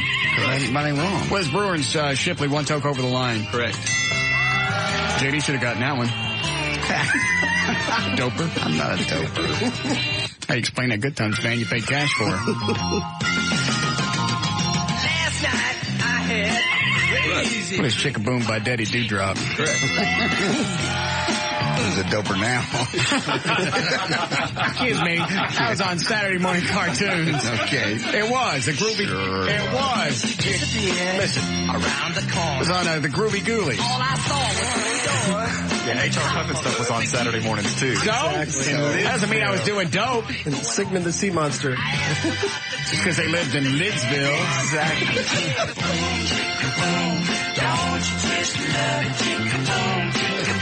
All right, go ahead, Eddie.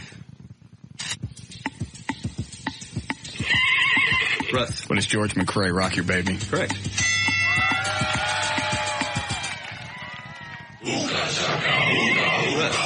What What is Hooked on a Feeling by Blue Swede? Incorrect.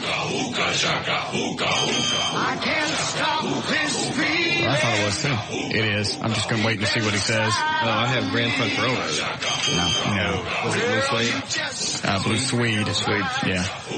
What you do to me. Be done later by B.J. Thomas, I believe. No, B.J. Thomas did it first, and then they did it, and then the guy from Knight Rider. David Hasselhoff? Yeah, he did a version. You haven't seen that cheesy video floating around the internet? Nah. Can't imagine that. It's Bad? Give me a minute. Go ahead.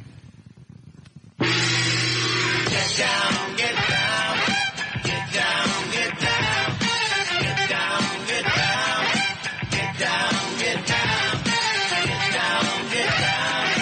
Get down, get down. Get down, get down. Get down, I know the title. What is Jungle Boogie by some colored fellers?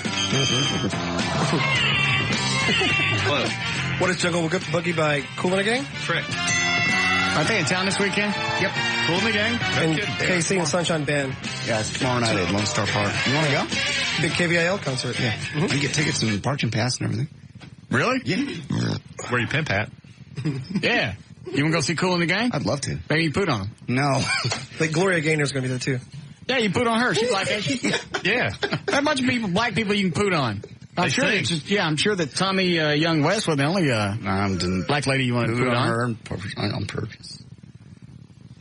Apologize. That could be your trademark. No, Yeah, putting on black people. No. There's a website on there. You want to hear it? Yeah, sure.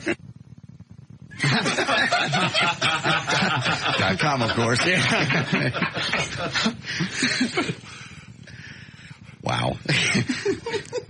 That's a good one. And then on the opening page, yes, it could just be the front shot of your weenie, yeah, where you squeeze it in and go, welcome.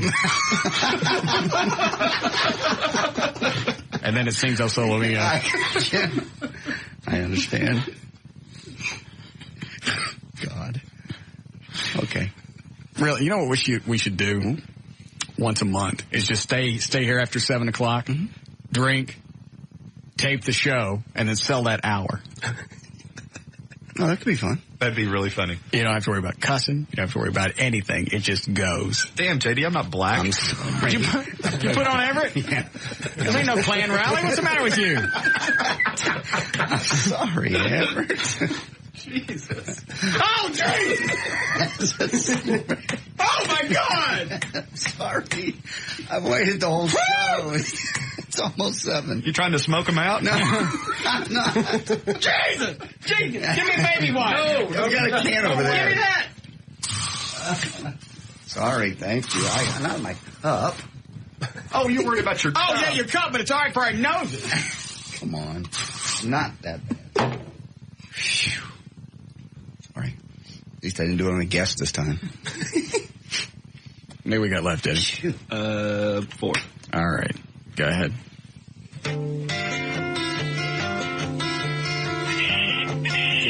What is Neil Young, old man? Correct. Somebody else is a waste of time is Neil Young. I agree. Yeah, got to go with you on that. Old man. That was good. Thank you. How much is on there? Tell me it don't sound just like him. And I can't sing. Yeah. Play that clip again.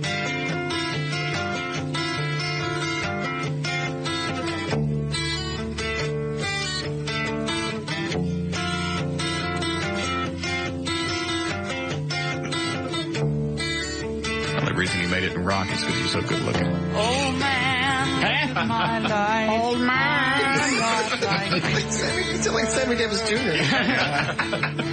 Old man. Yeah, it does. Old man. I'm a lot like you. Pikachu. All right, go to the next one. Russ. What is Bloody Well Right by Pete Townsend? What is Bloody Well Right by Supertramp? Correct. Did ever get that? Yeah, I missed it. Okay.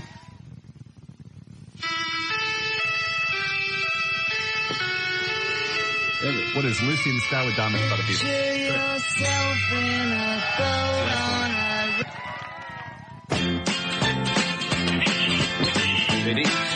This is Tony Orlando and Dawn and tie a yellow ribbon around the old oak tree. Correct. That's the last one? Yeah. What's the score? You got bad news. You and I tied. Well, I've got prizes for both. All right. Chloe had 0. Everett ended up with 4. You and I had 9. Wow. All right, that would be Rob and Dan on the phone. Okay. He can pick up his prize on Monday when he comes back to work. They got 12 months bronze level web hosting service from birdbiz.com, the official web host of Live 105.3 and the Russ Martin Show. $30 gift certificate to the Texas Land and Cattle Company Steakhouse on Cedar Springs Road in Dallas. They brought us our food today. Little Morphine Nanny CD with Everett and a Planet Egg Superstore prize pack. We'll be back with the Russ Martin Show.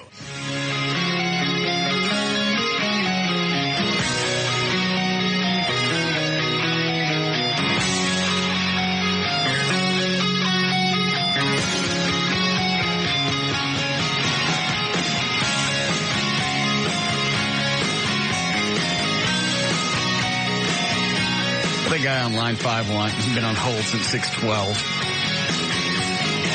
Apparently his buddy's bachelor party is tonight, and his buddy is a huge fan of yours, and he was asking for you for a favor if you would call him and wish him your best for his wedding. Absolutely. What'd you hang up on him for? I picked up saying that I didn't think we'd have enough time. I was looking forward to doing it, and you hung up on him? No. Hang on. The problem was it was no longer Randy. It was either a very small child, as in a boy, or it was a female instead. And it sounded like they had no idea what was going on. And how did that happen? I have no idea. They hand the phone off to somebody else at 7 o'clock? Seemed like it. Tired of holding his phone. Spell me. All right. Okay. Ready to go? I'm starting a big weekend. Tell that funny thing you said about the Porsche during the break. I said nothing. I said I'm looking at buying a Porsche. It was really clever. There's my old car right there. O'Malley didn't hear it. 1986 Porsche 911 Carrera Cabriolet. Yeah. It's beautiful. Black. Mm-hmm. Black car. Tell the joke about carrying a monkey around in it. I said nothing of the sort. All right, then. Somebody did. Just like to... Y'all like to paint me in this little corner. You're the one that said it. I did not. Don't deny it. What? J.D. Ryan. What'd I say? Nothing. People will put it together, and then you'll get the emails. I didn't... Here we go. We're doing the plugs. See? Yes, you did.